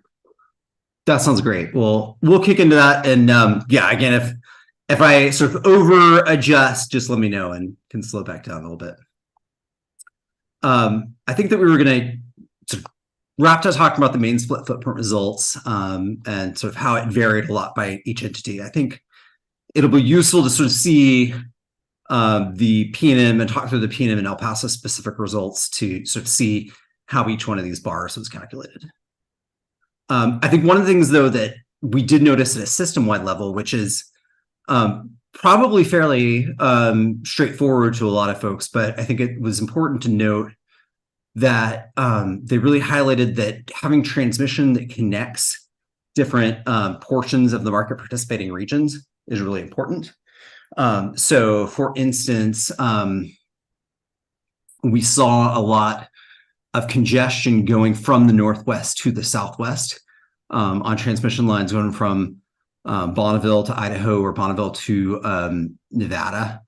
And that led to pretty large price spreads and changes and differences in the intraday pattern of prices, where in these cases where you sort of had a split footprint, because rather than being able to go through California to get to the southwest, all this power was sort of routed through smaller lines from a market standpoint, or that was sort of the more efficient market path. And so that led to very flat prices for many months in this gold series in the Northwest, whereas in the Southwest, there were still very clear diurnal patterns of low daytime prices, high nighttime prices. And so I think that just really emphasizes that, you know, the footprint and the connectivity of transmission across that footprint really matters when thinking about the value of these different markets. The other thing that we dug into some, and I can get into this more if there's questions, was market-to-market coordination. So one of the important assumptions that was made, and there's a lot of uncertainty around it, is in a split footprint case or any of the split footprint cases, what is the cost to make a transaction that crosses the seam, meaning going from EDAM to Markets Plus regions or from Markets Plus regions to EDAM regions. In the cases that we had, largely what we had was the weighted average cost of the wheeling, the transmission wheeling of the zones participating in that zone, plus a $10 per megawatt hour charge of total transactional friction to get across that boundary. That was applied in day ahead in real time. But to test the sensitivity of that, given that it's tough to know exactly, like put a dollar figure in exactly how much that friction is, the group had us reduce that to $6 in day ahead and to $3 in real time. And those cases showed over $150 million of additional sort of cost reduction compared to the one with the higher wheeling friction. I mean, you could take that to extreme. If you lower the friction on market-to-market transactions to zero, then you get the nearly or more or less the same result that you get from a single footprint case. But I think it does give some indication of sort of some of the breakpoints of sort of how much different costs and sort of the level of cost to get across these seams. would have in affecting sort of the challenges of having two footprints or having different footprint seams. I think a lot of that summarized in this slide here. I think the main things, which I think really move into our next point, was that it's important to sort of think about what happens on a system level, but really also, since it varies so much in terms of the impact to individual utilities and individual states, it's important to dig into those individual results, which we're going to do in a minute. While also thinking that, overall market-to-market coordination is going to be helpful to try to pursue, as well as sort of thinking about what transmission ties, whatever footprint you are in as a utility. So just going first to the entity-specific results. So this would be the results for P&M and El Paso. First, we'll go P&M, then we'll go El Paso. For sorry, go ahead. Is there a question there? Clarification, is this a part of the next section? I believe it is, right? The specific results now? Yes. Yeah, this is section 3 here. But you mean a different agenda section? Yeah, this is okay. We're in the same agenda section. Okay, then let's continue then. Okay, yeah, thanks. Yeah, I think P&M and El Paso may have additional commentary on this later, sort of their interpretations of it. I think the thing that we really wanted to emphasize first, just if you think about individual benefits, they really are impacted by whether two factors. One, whether an entity like P&M El Paso is a net importer or net exporter overall. And secondly, whether prices are going up or down. Now, this might seem simplistic, but it really does play out to have a pretty big effect on what the individual benefits are. So, let's say if you take an entity that's long resources and many hours, like for 2026 case, P&M had more energy output than they were consuming, so they were net exporters from the model. In scenarios where the prices in their zone went down, that resulted in net costs to them, largely because they were getting less revenue for those exports. By contrast, if you have a separate entity that's a net buyer and prices go down, that's going to result in savings to that entity, which may show up in the form of reduced costs for the same amount of purchases, or possibly it might even mean that that entity backs down some of their own internal generation and buys even more from outside at those lower prices. Playing that out for P&M, I think that largely the two market cases showed increase compared to the BAU. So the BAU here, this is a month-hour basis. So sort of each of these blocks is 1 day, sort of the average of January hours at noon or January hours at 5 p.m., for instance, in this first block.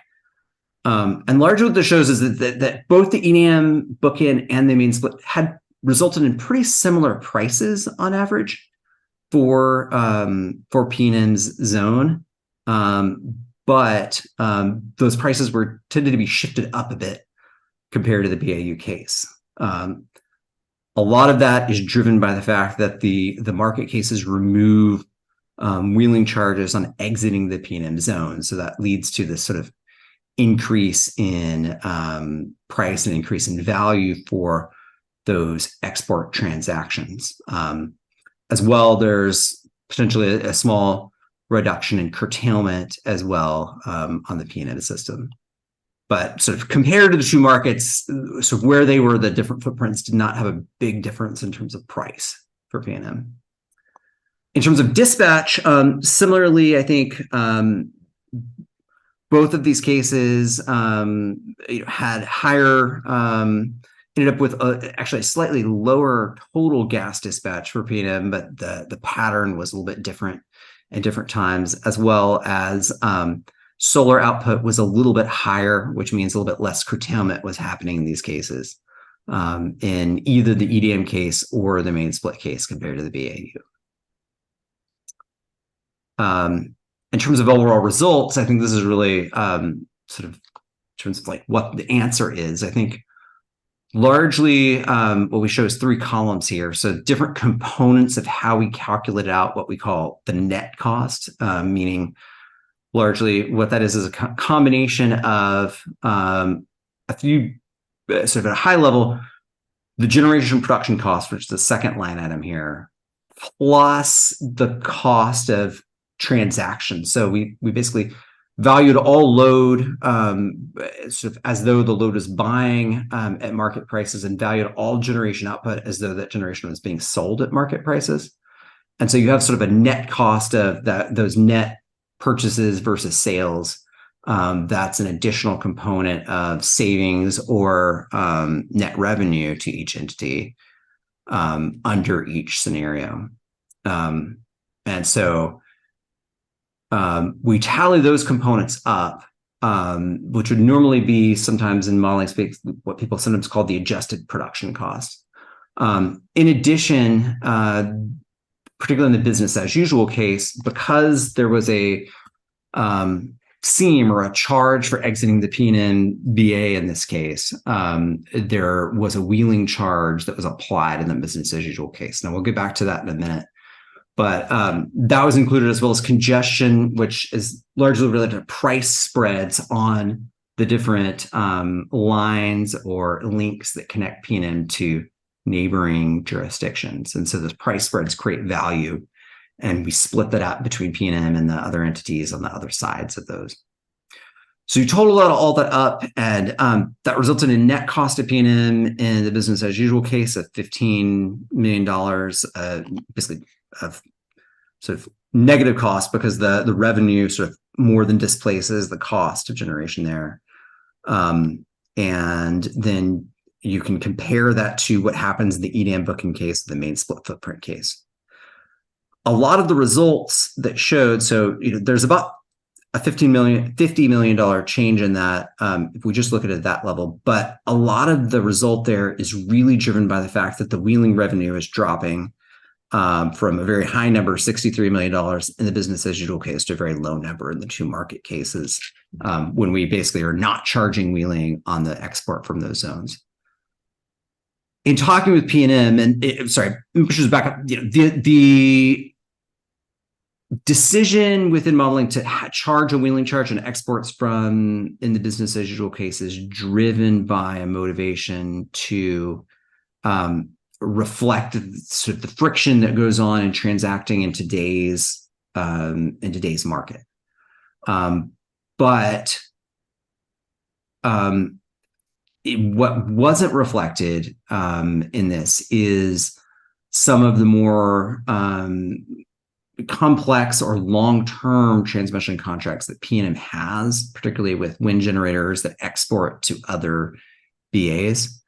Talking with P&M, it seems pretty clear that a lot of these transactions and these contracts are likely to remain constant, that for various reasons, it's presumable that many of the developers of those resources will want to continue to have some level of certainty of the availability of sort of that transmission being reserved to get to off-takers that they've signed contracts with for the output of that wind. And so it's probably more likely that those wheeling revenues are sort of more constant across the market cases than this sort of straightforward calculation that works for other BAs that sort of don't have that kind of dynamic that P&M does plays out. So we made a separate calculation down at the bottom here, which basically just excludes the impact of that wheeling revenue. And you'll see that within that context, you sort of start with $48 million of cost in the business as usual case. And it's reduced either by $6 million in the EDM booking case or $5 million in the main split case, which works out to about 50 cents per megawatt hour of P&M load overall. I think this question on P&M specific export contracts is an important one, and particularly given this magnitude of those export contracts compared to P&M's overall load and overall generation resource base. And so it might be an area of where further exploration could be useful.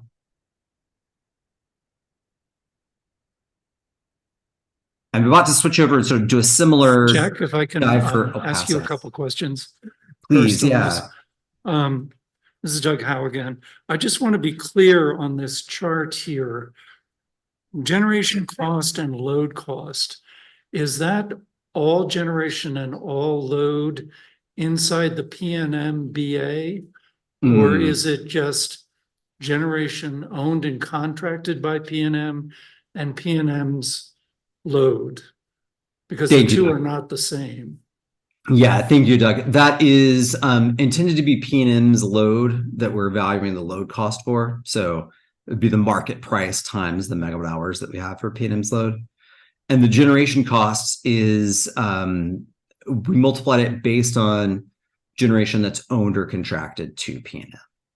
Okay, so it doesn't, so when you say, for example, a wind farm in eastern New Mexico that's exporting out of P&M, that's not counted in P&M's generation if it's not under contract to P&M. Do I have that right? That's intention, yeah. The sort of the definitions of the owned and contracted generation. Okay. Yeah. Okay. The other question I have is, you said I think in the last slide that increases in the Markets Plus versus EDAM are likely due or could be due to fast start pricing in Markets Plus. But I'm not close to this initiative, but the last time I checked in on it, ISO was also looking at fast start pricing. So would that just neutralize out? And would the two come together even more closely if they're both doing fast start pricing? I think probably so. There's a few different flavors of fast start pricing that could be put out. I think at the time of the study, their call ISO wasn't yet as open in sort of its description of it. But you could still have differences in fast start pricing based on the different participants. For instance, if one market had a lot of, let's say, flexible hydro, so didn't need fast start units to start, then it might hit those fast start pricing sort of adders less often. But yeah, I think generally your conclusion that if they start to move more together, then you'll have even closer results typically.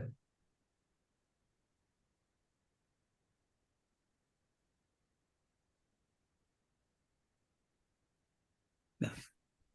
All right. If there's no questions on this, past that, I can go to the El Paso results that we have, which El Paso had they're sort of less of a buyer or seller on a net basis for the market, and they happen to have fairly close prices across the two different market cases and the business as usual case. It's sort of more sort of consistency, I'd say, than most of the BAs that we looked at sort of across the West. And there's sort of fewer changes for El Paso. Could potentially be due just to El Paso's location in the system sort of being sort of further away from some other neighboring jurisdictions.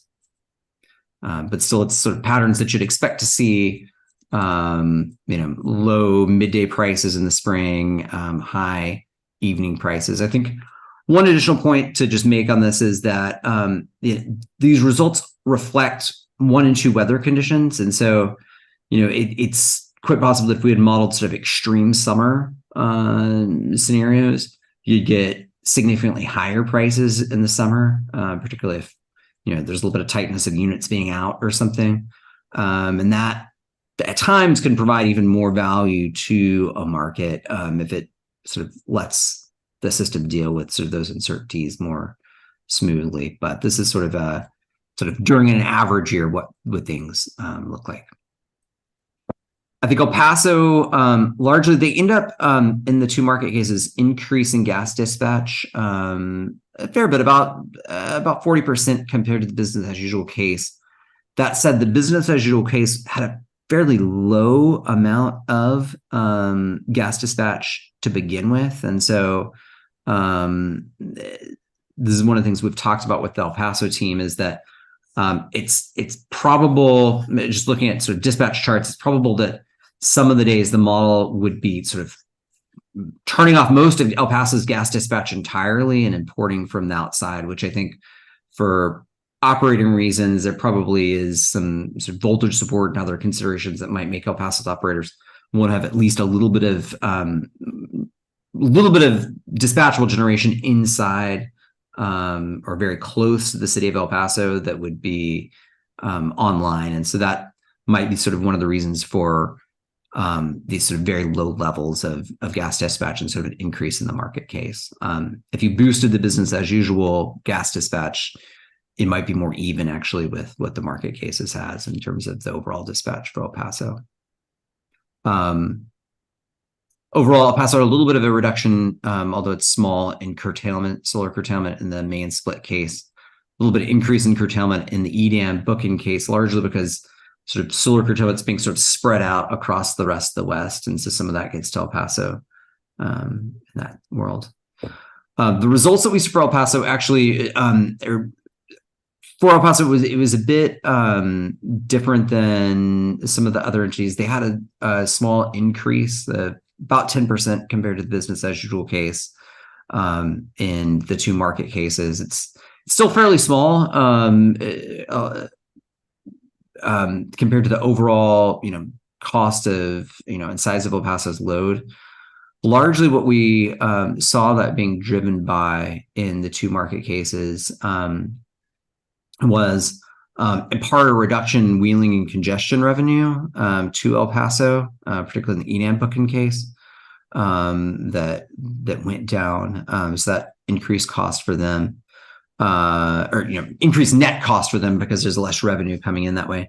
The other thing is there's a bit of an increase in their gas dispatch in terms of generation cost and generation start cost, that the energy prices are not and the incremental revenue that they get in these cases is not quite enough to fully pay them back compared to what they did in the business as usual case. For that reason, I think this is probably an increase that would be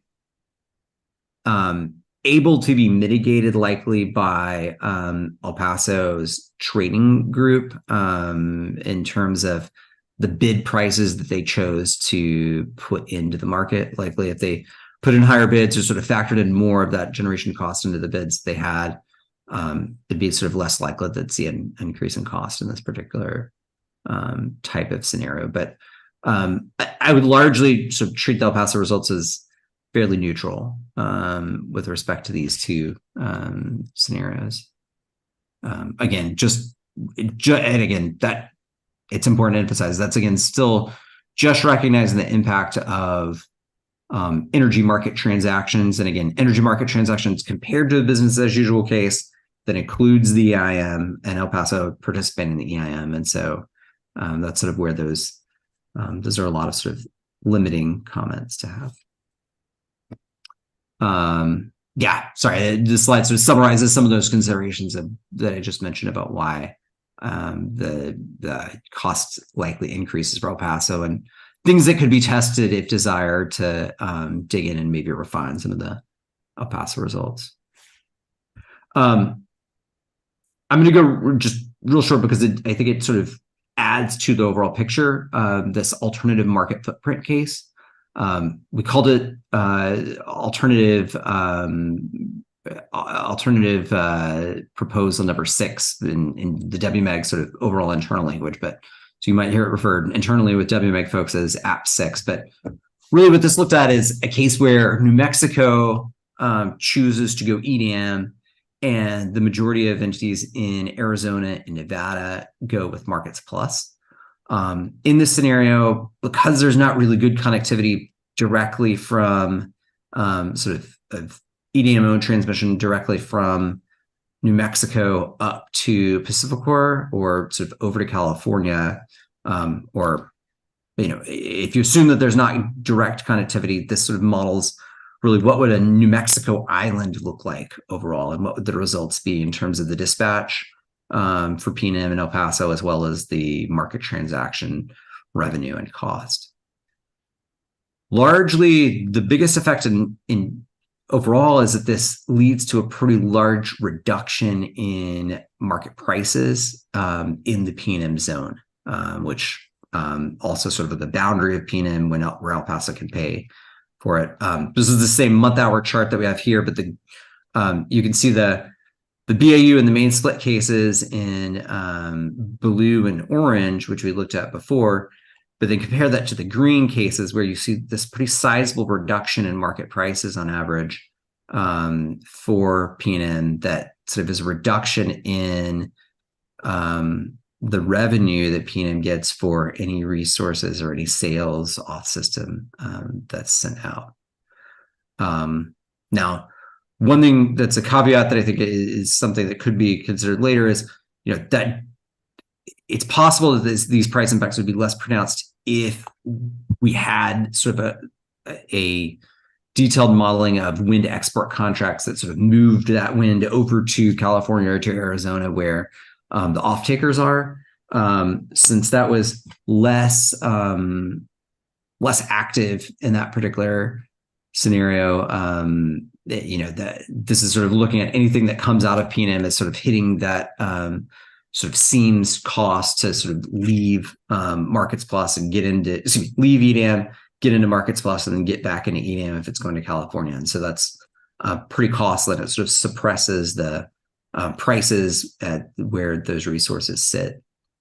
El Paso overall is a purchaser from P&M for that. But sorry, go ahead. There was a question. Yeah, I do have another question trying to understand this, Jack. Yeah. P&M, at least my understanding is P&M has transmission rights from its balancing area authority to Palo Verde, which is a CAISO node. And I assume those are firm transmission rights, firm long-term transmission rights. Wouldn't that create a pathway for interchange with CAISO if both P&M and CAISO were in the EDAM? Wouldn't that create a pathway, much like PowerX going to the Desert Southwest through CAISO creates a pathway for Markets Plus? Wouldn't that be something that would work in this case? That's definitely something that we discussed as a team that I think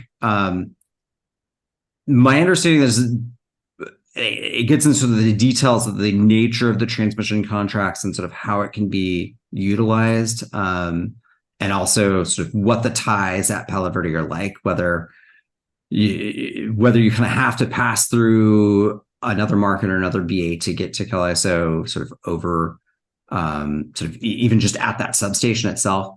So I will answer that if P&M does or was able to get a direct path that was sort of a EDAM sort of designated path directly to CAISO, yes, I think that would create a different dynamic than we modeled here. Here, we're really trying to explore a what if case of what would happen if that's not feasible, to see what sort of happens in that world, because it's useful to sort of think about that impact. I think my understanding, there's some uncertainty. It's sort of the details of that, although it also seems like something that's rapidly moving with new transmission potentially coming in and other sort of treatment of some of those rights. So I think it's definitely something that could be worth exploring and comparing to this case. Well, I was going to have the same question, and I'm also wondering about other entitlements, such as on SunZia, and I don't imagine that they were a part of the WMAG, but I guess my question is, what connectivity was studied in this scenario? Yeah, I think probably the most important thing to say is in this particular study, all transmission out of the P&M or El Paso sort of joint footprint was considered to have to pass through the Markets Plus region to get anywhere else. So it had to sort of a firm, sort of hard boundary, if you will, outside of this area. There was an ability to get P&M and El Paso generation that's owned, sort of what they own at Palo Verde, sort of home. But other than that, it's sort of thought of as sort of a hard boundary around P&M and El Paso. I do think that's something that sort of as Kelsey said at the beginning, some things seem to be moving both slowly as well as very fast. Right now, it seems like this is something that is sort of a moving target, so potentially could be worthwhile to explore more. Yeah, I certainly think it would be worth exploring more. I mean, I'm Yeah. not sure how realistic it is to model this without any connectivity. But, I think ideally the study would take into account any transmission rights, Yeah. right? And those can be rolled over. So I think that would produce a more realistic analysis. Mm-hmm. Yeah. The latest I've been reading on those transmission rights, I think it's definitely, well, I think there's two things. One, this case does emphasize that it's useful to really nail down the details of how those rights function in a two market world. Particularly if we happen to be sort of looking at a situation where Arizona does largely go markets plus, I think it's really important to know sort of what the nature of those transmission rights are and under what conditions. I think digging into that would be useful, as well as, like you say, modeling, if there gets to be more certainty about exactly how that can be used and if that can be used for market transactions, to sort of connect up California and New Mexico in EDM, then that would be an important one to, just to explore further and to model the results of. I think one of the, particularly like if we talk about SunZ, I think one of the complexities within that also, I think that's probably useful to think about also is how much transmission must kind of be set aside for the particular generator generation that's being delivered versus how much of the transmission could be utilized for sort of what I would call backfill, meaning if the wind's not blowing, can P&M send more power out along those lines? Or alternatively, can you counterflow? Either if the wind's not blowing or if the wind is blowing, can you send some power in the other direction under certain conditions? And again, it's a complex topic, given that RECs also add to the nature of what's being counted beyond just the energy. But I agree. It's a good place to dig into. It's an important place to dig into, I think, in this question. Maybe just jumping,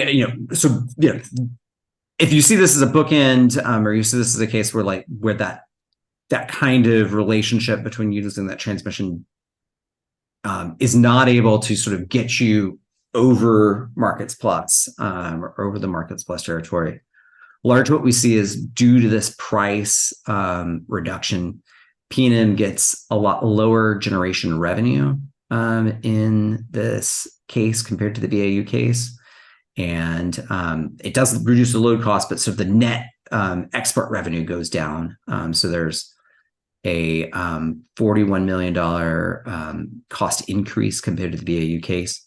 El Paso is by its location, the only other member on the sort of New Mexico island portion of EDAM in this scenario, is able to buy from P&M at lower prices. And so they result in a reduction in cost. It ends up sort of showing up as a lot of congestion revenue because of the price spread at the El Paso P&M node. And so there's $22 million of savings. But if you total it up for the state of New Mexico, or for state of New Mexico plus county of El Paso, you get about $18 million of cost increase versus BAU for this scenario. So I think again, that goes to an indicator of the fact that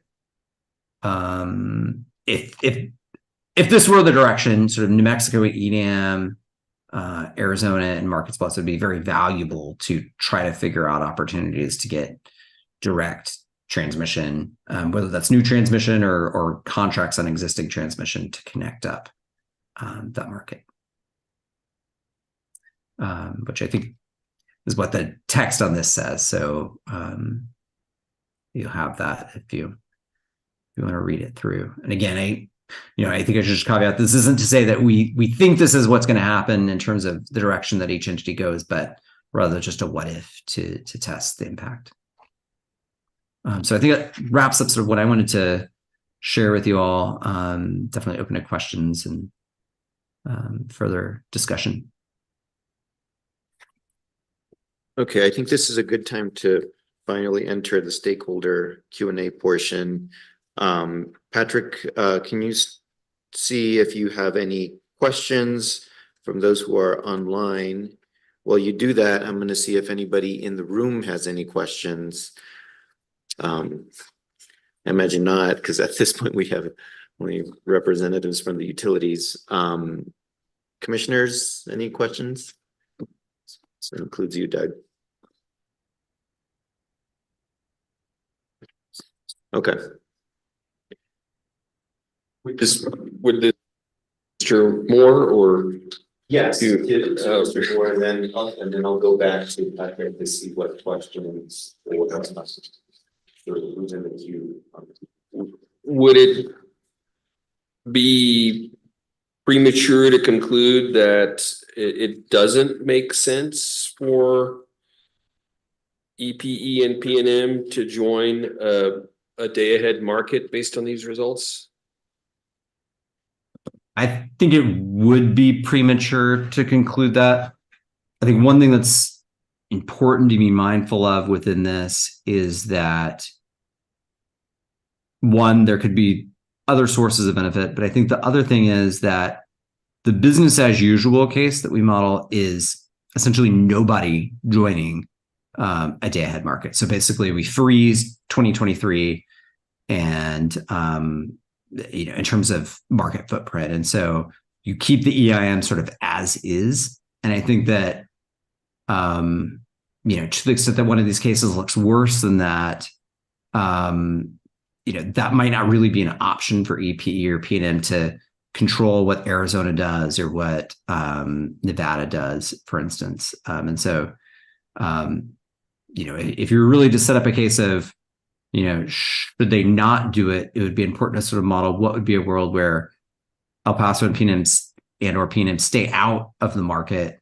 and everyone else joins. And I think largely that world looks a lot like that island case.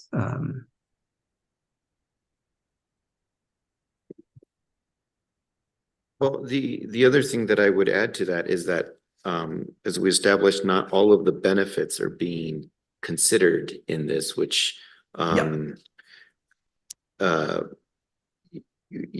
heard about earlier, and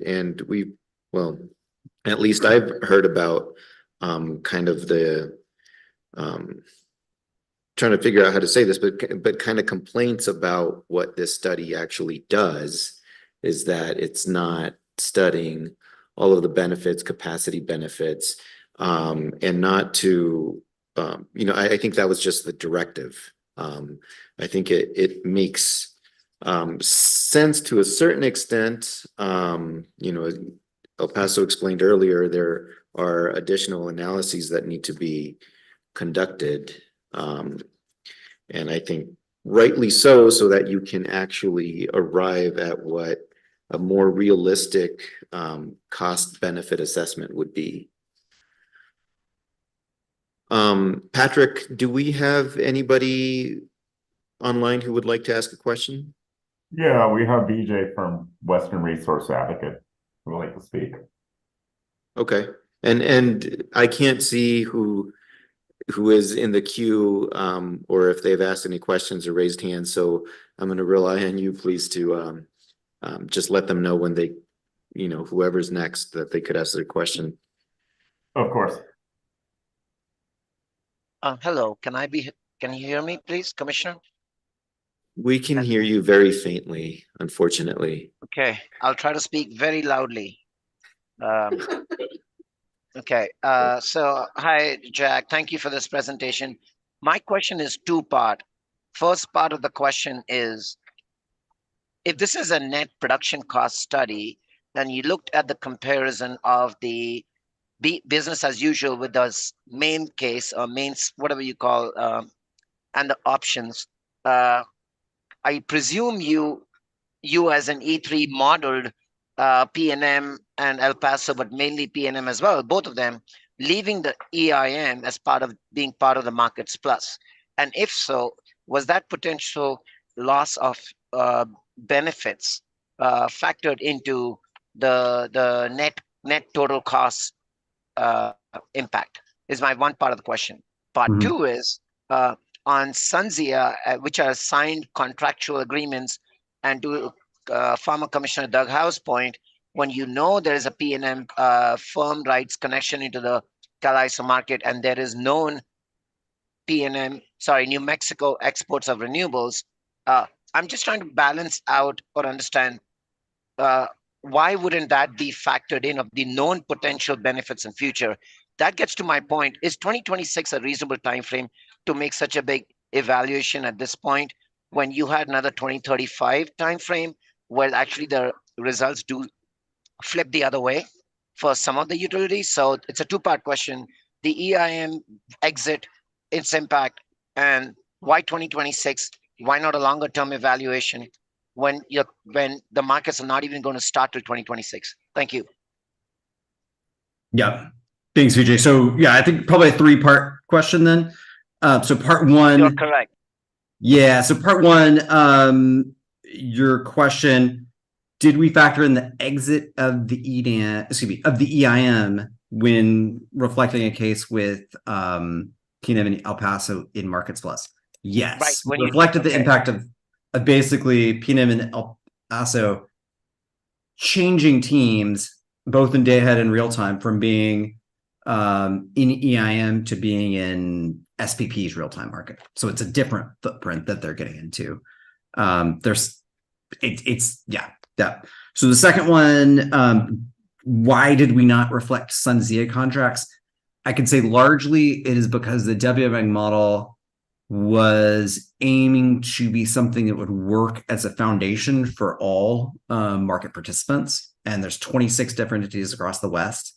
And you just add up the total number of contracts that they have, and it would add likely more complexity than we could handle in the timeline that we had to address. And sort of in part, it's hard to get everyone to sort of agree on some of the details of those contracts. So I think that is a way where within WMAG planning, it was contemplated that each entity could then take the case and have us run sort of extra things if there's more detail that they wanted to model. And so that would be, the stage where we potentially would be at now, if that's wished for. And your last question for 2026 versus 2035. So we actually don't have a business as usual case for 2035. And so there's no way to get sort of a comparable from what we have of like, what are the net savings in 2035? We don't have a comparison there. Why 2026? I think largely the intention there is broadly, I think, other people at WMAG might have different opinions. I think broadly the intention is to try to get something that is small, but enough to get over the hurdle of making it make sense to join a market. Basically, let's say if you have 2026 savings that are enough to make sense to get in, then that sort of makes your decision really easy. If not, then you're sort of have to back up and ask the question, well, might they grow by 2035? And, there's a lot of things that could change in 2035 between now and 2035. Likely will change between now and 2035. So I think the intent was to try to get sort of a time period where you have a little bit more certainty to focus on at that stage. But, again, it's almost like a type 1, type 2 thing. It's like, if that passes the cost that you need to have to gets you in at that point in time, then it's like, well, then that's a real simple answer. And if not, then it's kind of like, well, then you can explore it some more. Well, thank you for that probabilistic response. All I can say is the WMEG study, which is public for Nevada Energy, shows a complete different outcome when you go to 2035. That includes long-term exports and revenues that come from transmission connectivity. So I will just go on the record that I'm finding very confusing conclusions for many of the individual WMEG entities in terms of the findings. If the business as usual is not the same across the board.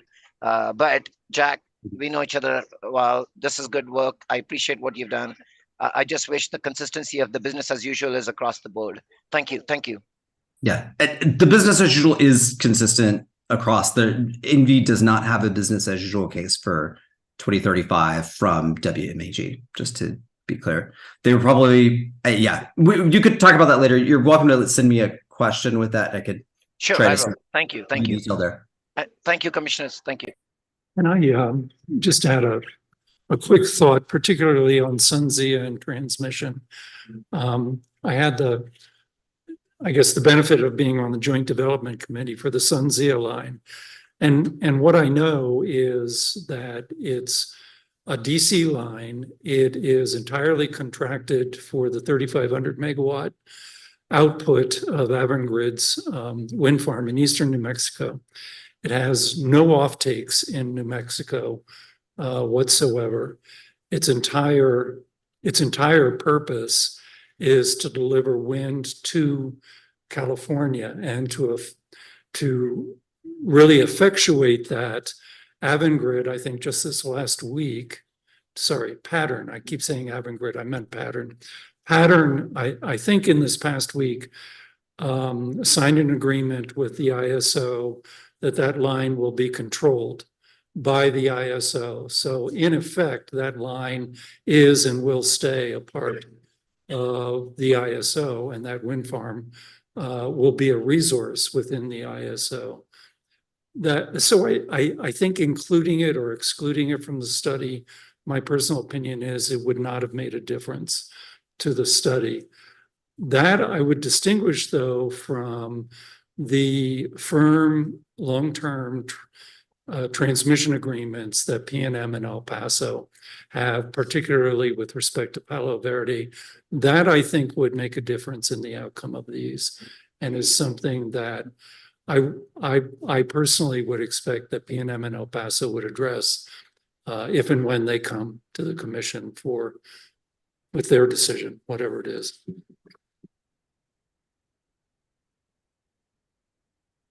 Thank you, Doug. Patrick, do we have anybody else online who would like to ask a question? Commissioner, we do not have anyone else in queue right now. And I want to say anyone on Zoom, if you wish to participate in the Q&A portion, please send me a note through the chat function. Okay, thank you. I think in the interest of moving along, we could enter, we're running about a half hour behind, so maybe we can go ahead and start now with the next item, which is P&M's WMEG results analysis.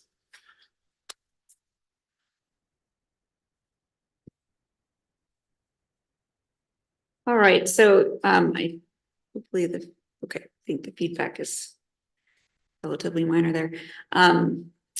As mentioned, we're considering this study as just one view, one tool in our toolbox for analysis. And we really view these results directionally. It's helping us understand the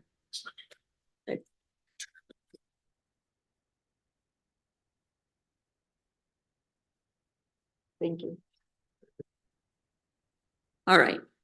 Yeah, I think it's a little better. We really view it as being a good understanding of how market design differences vary less than the footprint and that kind of thing. So we do understand that the market footprint is more impactful than market design differences for the P&M results. Also, we agree with everyone here that we need to take a closer look, and we have been in talks with WMEG and might consider a future analysis in understanding the transmission service contracts, both for Palo Verde and even a strategic look at the SunZia possibilities, because it does have a new 345 kV station attached to it. And even if the capacity is accounted for, it's wind. And so there's a lot of room left over because of the low capacity factor of the wind. So we are looking into that and have partnered with Pattern in submitting questions to the ISO regarding those issues. So hope to update you all on that in the future. And then also the current transmission, and even outside of SunZia, and understanding basically what it could look like if P&M were to join Markets Plus, and all that wind in eastern New Mexico is going to California customers, no matter what market we join. All of that transmission would be carved out of the Markets Plus. We would have much less transmission capability to optimize our resource portfolio there. And additionally, we would have an operational problem with that much wind participating in a different market than P&M load and generation. So that sounds really messy. We have to really look closely at the benefits reduction or operational challenges that would present. And I guess we have the slides up, but I think we all have them here. We good moving forward. Okay. Could you put the slides up on the screen, please? Yes, which page? Sorry. We're on I have this page is number 12. For yeah, this is P&M. a new presentation. Yeah, it's after all the E3 slides on the hybrid deck.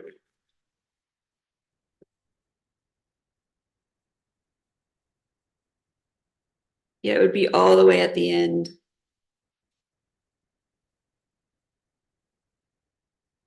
Yeah, it's not E3 slide 12.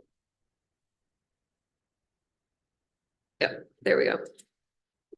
Got it. One more. One more. Thank you. Thank you. Okay, so just a reminder that these evaluations are based on the latest information. So we're constantly, on the lookout for more information that could affect our decisions. We do recognize that sensitivity showed the effect of a complete market transmission isolation. So it's really just a look at how the transmission connectivity really matters in magnitude.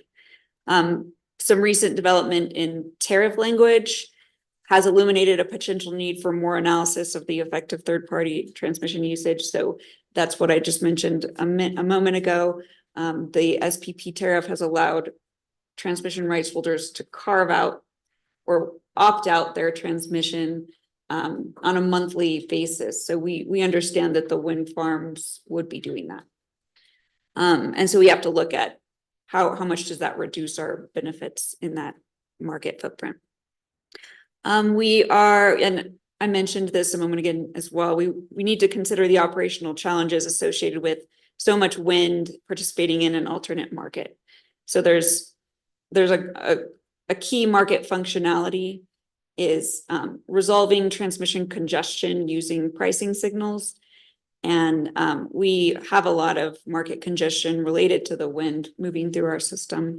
And if the wind generation was not participating in the same market footprint as P&M, it would eliminate the possibility to have those in-market curtailments and control of the wind.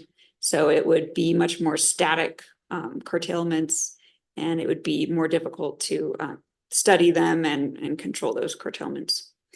Let's see, we are looking at the potential benefits associated with current and future transmission projects. So that was a way to say SunZia without saying SunZia. But we do recognize an opportunity to study that, and we are going to be analyzing that further. Just another mention here that we understand that both of these day-ahead market options have low exit barriers.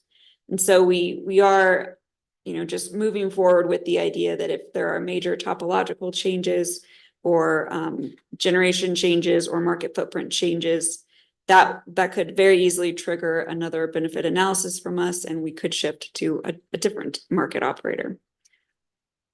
And just a reminder here, we are very supportive of RTO formation, and we're considering how each market, how likely it would be to evolve into more functionality past the day ahead markets. My concluding statements are really a summary of those. So we are going to keep moving forward with additional analysis necessary for a decision. The WMEG study represents one tool to analyze the effects of the market footprints and market design differences. The collaborative sensitivity with El Paso showed the effect of complete market isolation. And as market tariff language has solidified, we've recognized a need for further analysis. And we would appreciate the opportunity, once we have both tariffs kind of in front of us, to look at the differences and explain how those could affect New Mexico customers. I'll turn it over to Emmanuel, unless you have any questions right now. I do have some questions. So you mentioned in Markets Plus, Wind being able to pull out their transmission on a monthly basis. And so as a participant, how can you be assured that the benefits you're expecting are going to be there? How can you model your participation in the market if the assumptions are going to be changing? Yeah, I agree. That's a complication, and I think it's magnified for, there's probably a few areas in WEC where it becomes a predominant issue, but definitely here in New Mexico, where we have so much of our transmission capability is with these long-term transmission rights holders. So I think it's that does represent an additional challenge to consider. Okay. And then just from like a market design perspective, my concern then becomes about market power and withholding of transmission and, just additional complexity that is not great to invite. Right. In addition to the uncertainty, then, there's heightened market mitigation measures that need to be installed. Mm-hmm. Yeah, I would agree. And that's regarding the unique situation with so much wind in New Mexico being delivered to California customers. I hadn't thought of that through a lens of market power. So that's probably something that we need to go back and think about. Okay. And then with respect to, I guess one question I have is, how do you consider experience in one market through the EIM, and how do you consider the costs that would come from training employees, software changes? Can you speak to that? Yeah, I think overall, with the level of benefits that we expect to see over the long term, and with the obvious effect of market footprint on that, a swap to the SPP market would come with additional cost as far as implementation. Our tools, we have tools, and our vendors are tracking these very closely and understand what that would result in. And that would be part of a gap analysis that we would probably do in 2025, is understanding the cost. But I think that is not a huge consideration. Those costs would be relatively minor compared to the benefit swings that could come from a footprint variation. Okay, thank you. I appreciate that. Commissioners, any? So one cost, though, is I guess the initial cost of implementation, right? And my understanding is that Markets Plus is gonna have one, you know, rather, I've heard all sorts of numbers, so I'm not gonna repeat them Yeah. here because I have no faith in any of them. But I've heard several members of what, you know, the ticket into phase 2 is going to look like. And then you have with EDAM, it's a different kind of situation because CAISO is fundamentally, you know, funding their own internal development. You would have to pay for your implementation costs.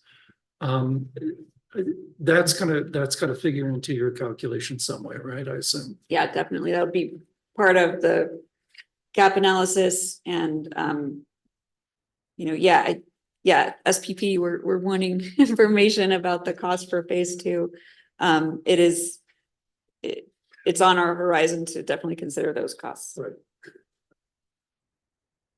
I wanted to try to understand your comment about the wind transmission being a constraint a little bit better. Is the main constraint the wind power that is being wheeled through the P&M BA, or is it mainly from the P&M BA to Palo Verde or Four Corners that is the issue? Right. No, I mean, we're at a level of wind saturation with our transmission system where there are a lot of N-1 contingencies or planned outages, even on the network transmission within our BA, that are creating a need to curtail the wind. So it's not at the Four Corners order that most of the, at least, I mean, that would be a Arizona congestion at that point. So the New Mexico congestion is usually outages either directly on the wind's path, but even now, minor 115 kV outages, the wind can create issues where we're seeing N-1 system operating limit exceedances, and we have to resolve those. So that being the case, how would that impact your decision as to which market? Yeah, so one market functionality that RTO members in the East are very familiar with, and EIM comes with part of this benefit, is that in order to control the market congestion, the market sends pricing signals higher and lower on either side of the congestion, and in that way dynamically controls the curtailment of resources. And if you separate all the wind is going to be, you know, participating in the California market from the New Mexico resources and load, then you wouldn't have that dynamic visibility and economic curtailments of the wind. It would be up to us as a balancing authority and transmission provider to continuously study the system and manually raise and lower the curtailments with study results.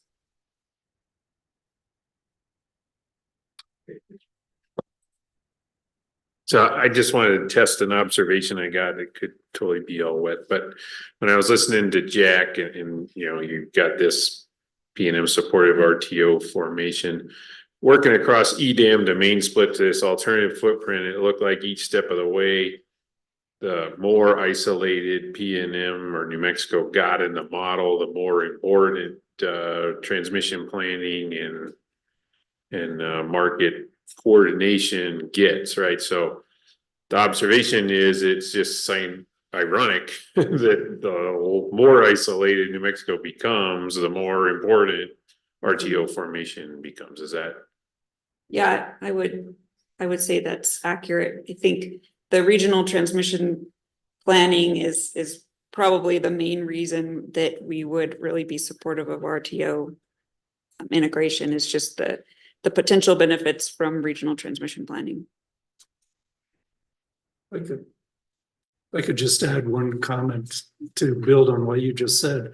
I think one of the advantages of an RTO is that it puts a price on congestion, and that will help them and it will help you understand better where you get the bang for the buck in building new transmission. And I think that's a big advantage. Yeah, certainly agree that, having the price signal, is beneficial in terms of knowing where you need to build more transmission. The other part of it, however, is having the process to develop the project and be able to allocate the cost and actually have it come to fruition. So, Patrick, do we have any questions for this portion? Yes, I believe VJ from WRA had raised his hand. Thank you. Sounds good. Please go. Thank Go you, ahead. Vijay, Satya, WRA. Kelsey, thank you, as always, very helpful. I think you touched on this a little bit with your N-1 exceedances on your own. Is it your own network line, the network transmission line, where you have exceedances that result in curtailment of wind? So given that, can I just get more clarification from you? If you did that gap analysis, and if I asked you to please think of your third bullet on the screen, what would you be exploring in terms of the third party market transmission usage, given what you just said about the exceedances and the curtailment of existing wind? Okay, yeah, I think I got that. Thank you. So the first part was, yes, indeed, it can be our own network transmission outages that are resulting in a need for wind curtailment. It's not always our own outages.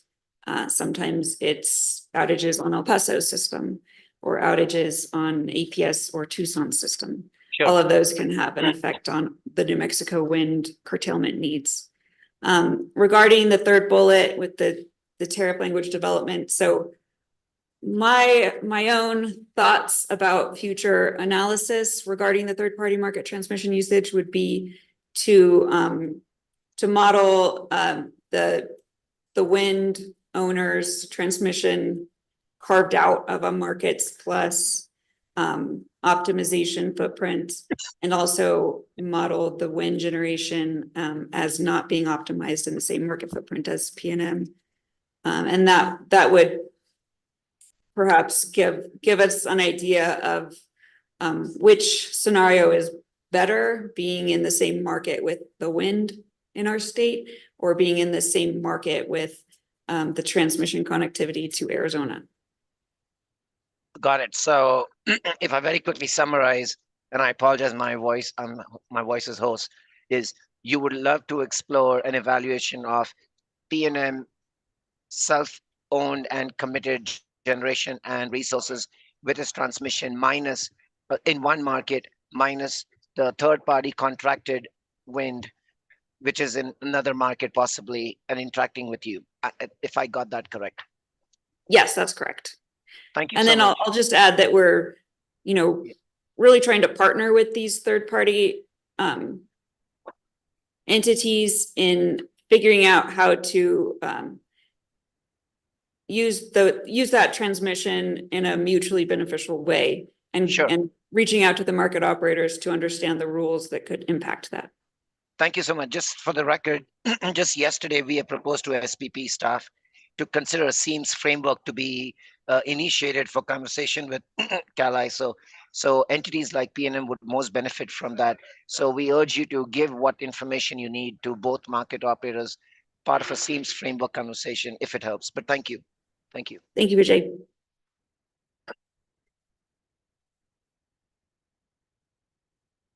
Another thing that I would like to get more clarity on is there was a discussion about wheeling rights on the P&M system and that having a big impact. Can you describe, I guess, if there are long-term firm contracts, or what are we talking about when we're talking about wheeling rights in terms of amount or yeah. Yes, so the at least for a majority of the wind that's going to California, they own roughly maybe it's probably close to half of the capacity leaving the P&M BA in the Four Corners area. And those contracts are long-term, meaning more than 20 years in the future. And those are associated with kind of resource adequacy / highest level rec requirements for the from the off-takers. So they're really not going to go away. So the transmission revenue will be retained day one of these markets, year one, probably year 10. We do recognize that regional markets will have the eventual effect of lowering transmission revenue. But at least for the horizon we're looking at, that applies much more to short-term transmission. And ours is predominantly long-term contracts.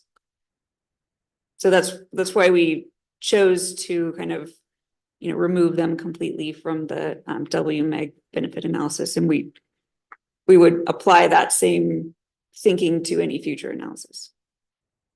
Thank you.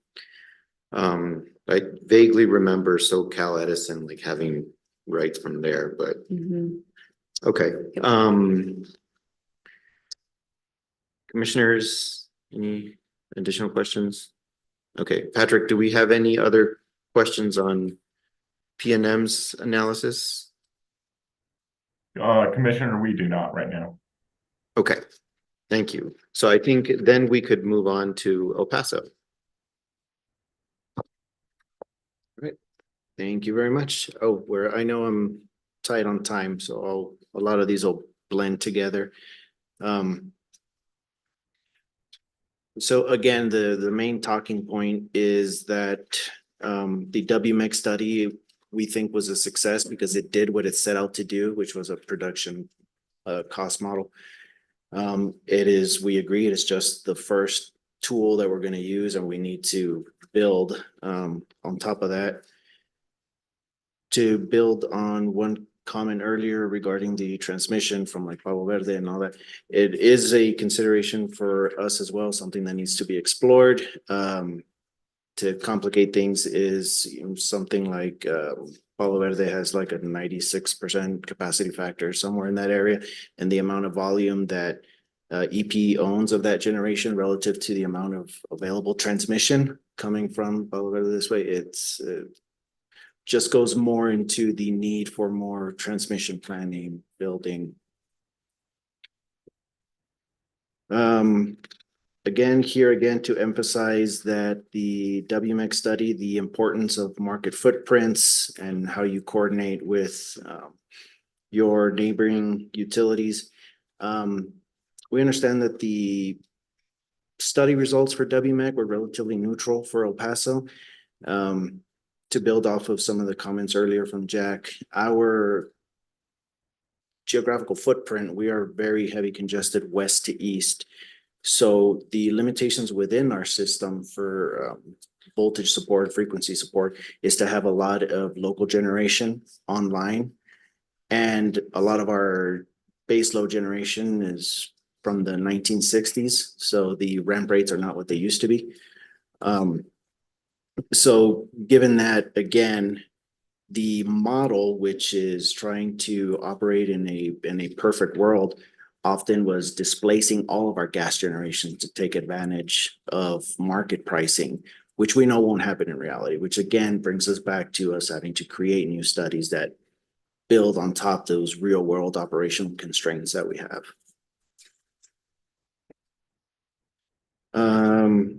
To build on the earlier comment of the costs of moving over from one market to another, we agree with that same sentiment. We look at those costs going into the EIM. They're essentially a sunk cost. A lot of the software implementation had to go into place. Those same software providers had modules for SPP. They're working for building modules for the day-ahead models. The utilities had to staff up, train employees. So a lot of that is within the same realm that'll just translate over. We can go to the next slide. Again, just to reiterate the importance of market-to-market coordination. One of the comments or questions earlier regarding the 2026 timeline versus 2035, it was the increase in market-to-market coordination in the later runs that showed the greatest benefits. And that's why moving further in that time frame, you did not see a business as usual case. We touch on, again, some of the same things I just mentioned, the variables that continually need to be studied again, must-run generation, the long-term contracted transmission. We can move on to the next slide. This one is more of a informational slide. It's the same talking points that anybody that's looking at a day-ahead market would be looking at. Potential benefits for market diversification and carbon footprint, renewable integration, potential cost savings, and all the challenges that you would expect. Coordinating between markets, for us specifically regulatory compliance between multiple jurisdictions, resource adequacy.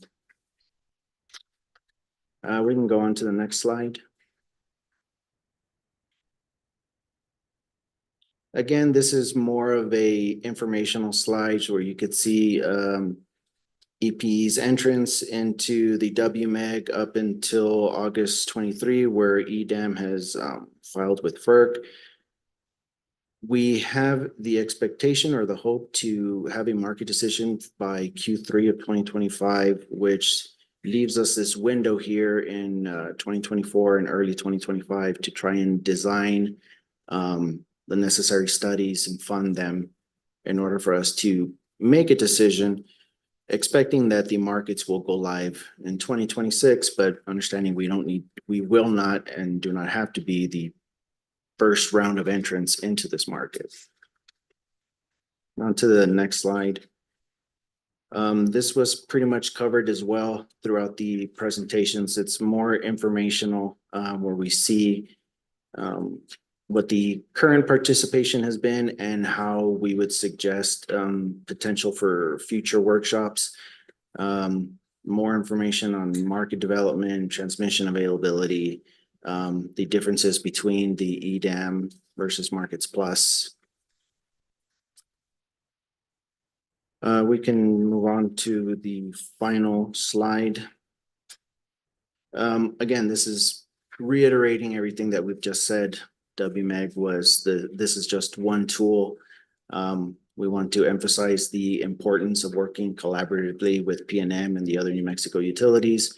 I think the biggest takeaway here is the need to be able to pivot quickly.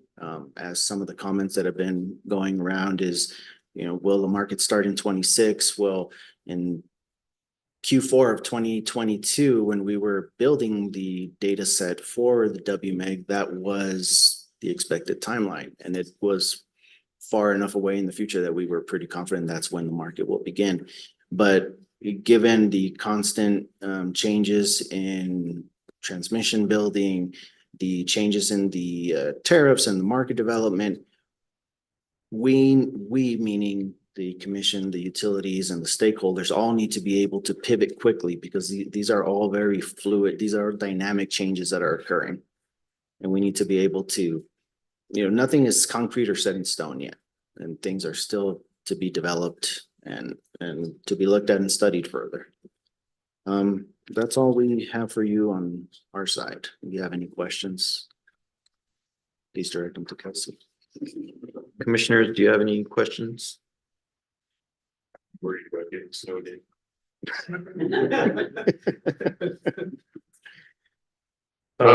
Go ahead. Yep. No, I don't have any questions. I don't have any questions on the El Paso specific discussion right now. Patrick, do we have any questions online? I'm gonna go BJ from WRA has raised his hand. BJ, you have a question? Thank you. Thank you, commissioners. I appreciate this presentation from El Paso. I have a hypothetical question for you, please. Is Vijay, how- hold on.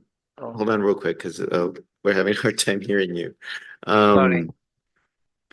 I'm trying to Can you speak up a little bit and Yeah. maybe start your question over? Okay. Can you hear me? I'm speaking as loud as I can. Okay. Can you hear? Very hard hearing as it is, that's why I'm moving closer I'll- to this. My question, can you hear me? Sorry. Yes, Okay. I can, but if go ahead. I'll try to. I can hear you. So if Okay. your question is not heard, I can try to restate it. So, thank you. How much is transmission dependency a determining factor for El Paso Electric in deciding which market to join?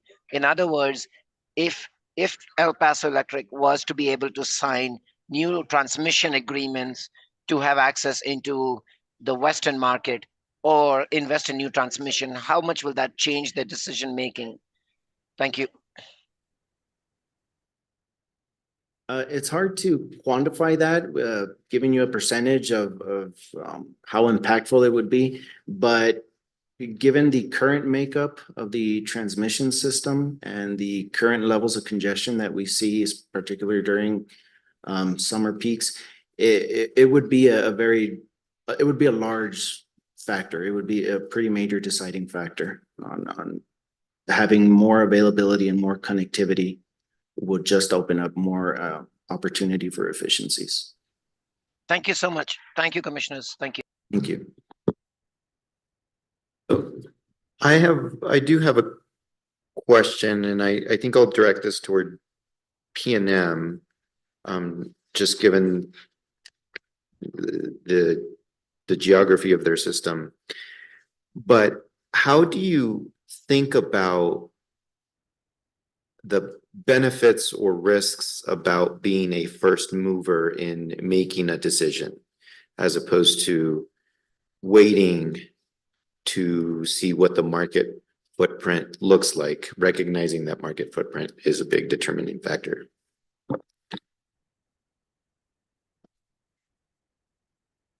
I think that the risk to move first is significant because of the footprint consideration. But we're all getting pretty impatient. But I think that a good point is that we're finding that there's kind of some new pros and cons associated with both of these. So exploring that a little bit more could really provide maybe some leverage to our surrounding neighboring utilities.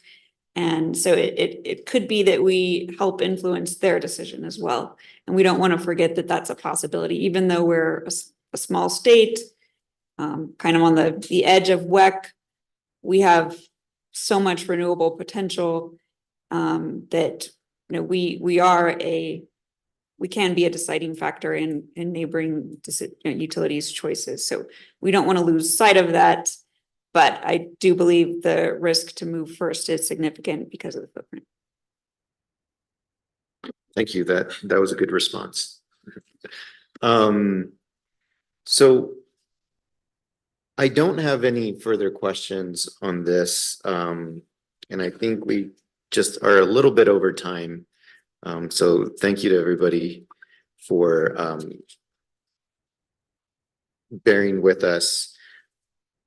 And I appreciate the ideas for future workshops that you have presented, including, discussing the different service offerings and transmission availability and planning and resource adequacy. I think at this point, unless there are other questions, maybe we can start to move to the last item on the agenda, which is closing remarks. Yeah, I just have a couple and can be quick. I mean, one thing I appreciate that I heard from both of you is, listening to the presentation. I was reminded that phrase that all models are wrong, some are useful. It really feels like you've embraced that idea and you're, instead of just taking the literal numbers that the model kicked out, trying to work from the insight that the model provides, knowing what the next steps are. So thank you. That gives me more comfort. And then the other was just a plug for, since we got this audience of people interested, that WEC has another process going on that wasn't on your presentation with, it's a national thing, the interregional transfer capability study. So that's not like WEC internal. I think it more looks at what the transfer capability is between WEC and SPP. But there's going to be an event associated with that next week. So I encourage you, if you're interested in all things regional markets, that's one that's worth checking in on. So thank you for not taking this result literally, and shameless plug for WEC. Those are my remarks. Commissioner Ellison. I appreciate everyone's participation today. Appreciate E3's analysis, and I think it's well taken that it's a good first step, but maybe shouldn't be considered the final word on the matter. I thought it was very helpful and interesting that P&M brought up the wind wheeling through their BA as a significant issue. That's one that I had not heard before from P&M, so I'm glad to know that, and appreciate the update. Commissioner Howe.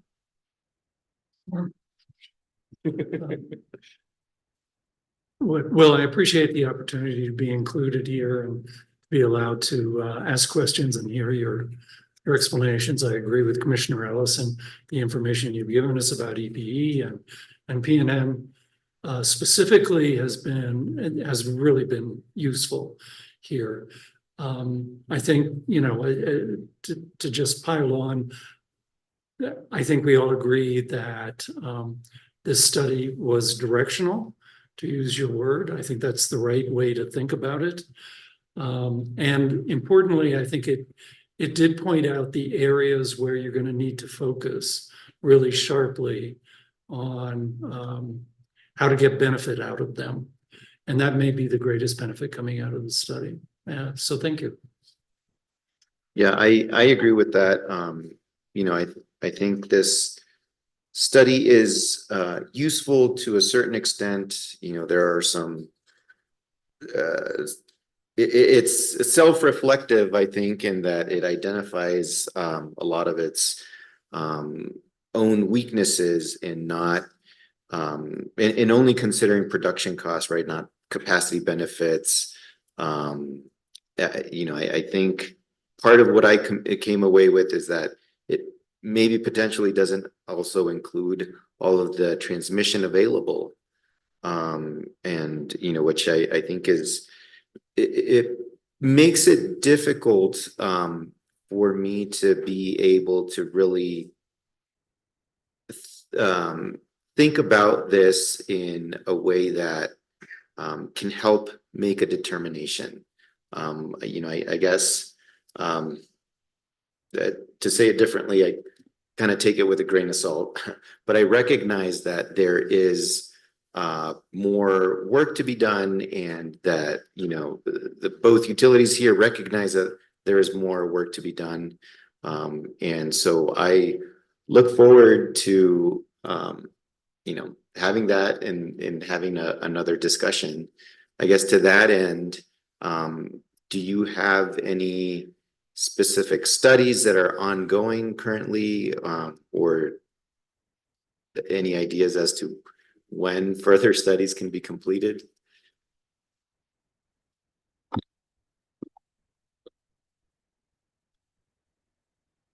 No, I mean, I think we're looking at potentially having those before we plan to make a decision at the end of this year or earlier. So definitely within a year timeframe is when we would plan to make that additional analysis, but we don't have any that have been firmed up or any dates to share with you on that. Okay, thank you. And I don't have any dates to share either as to when the next workshop will be. We have ideas as to, what the topic should be that we discuss at those workshops, but we will certainly be in touch, and any ideas can be directed to my technical advisor, Cynthia Enriquez. And so appreciate everybody's time, everybody who traveled here. Just thank you for the interest, and hope everybody is safe out there in the snow. So thank you.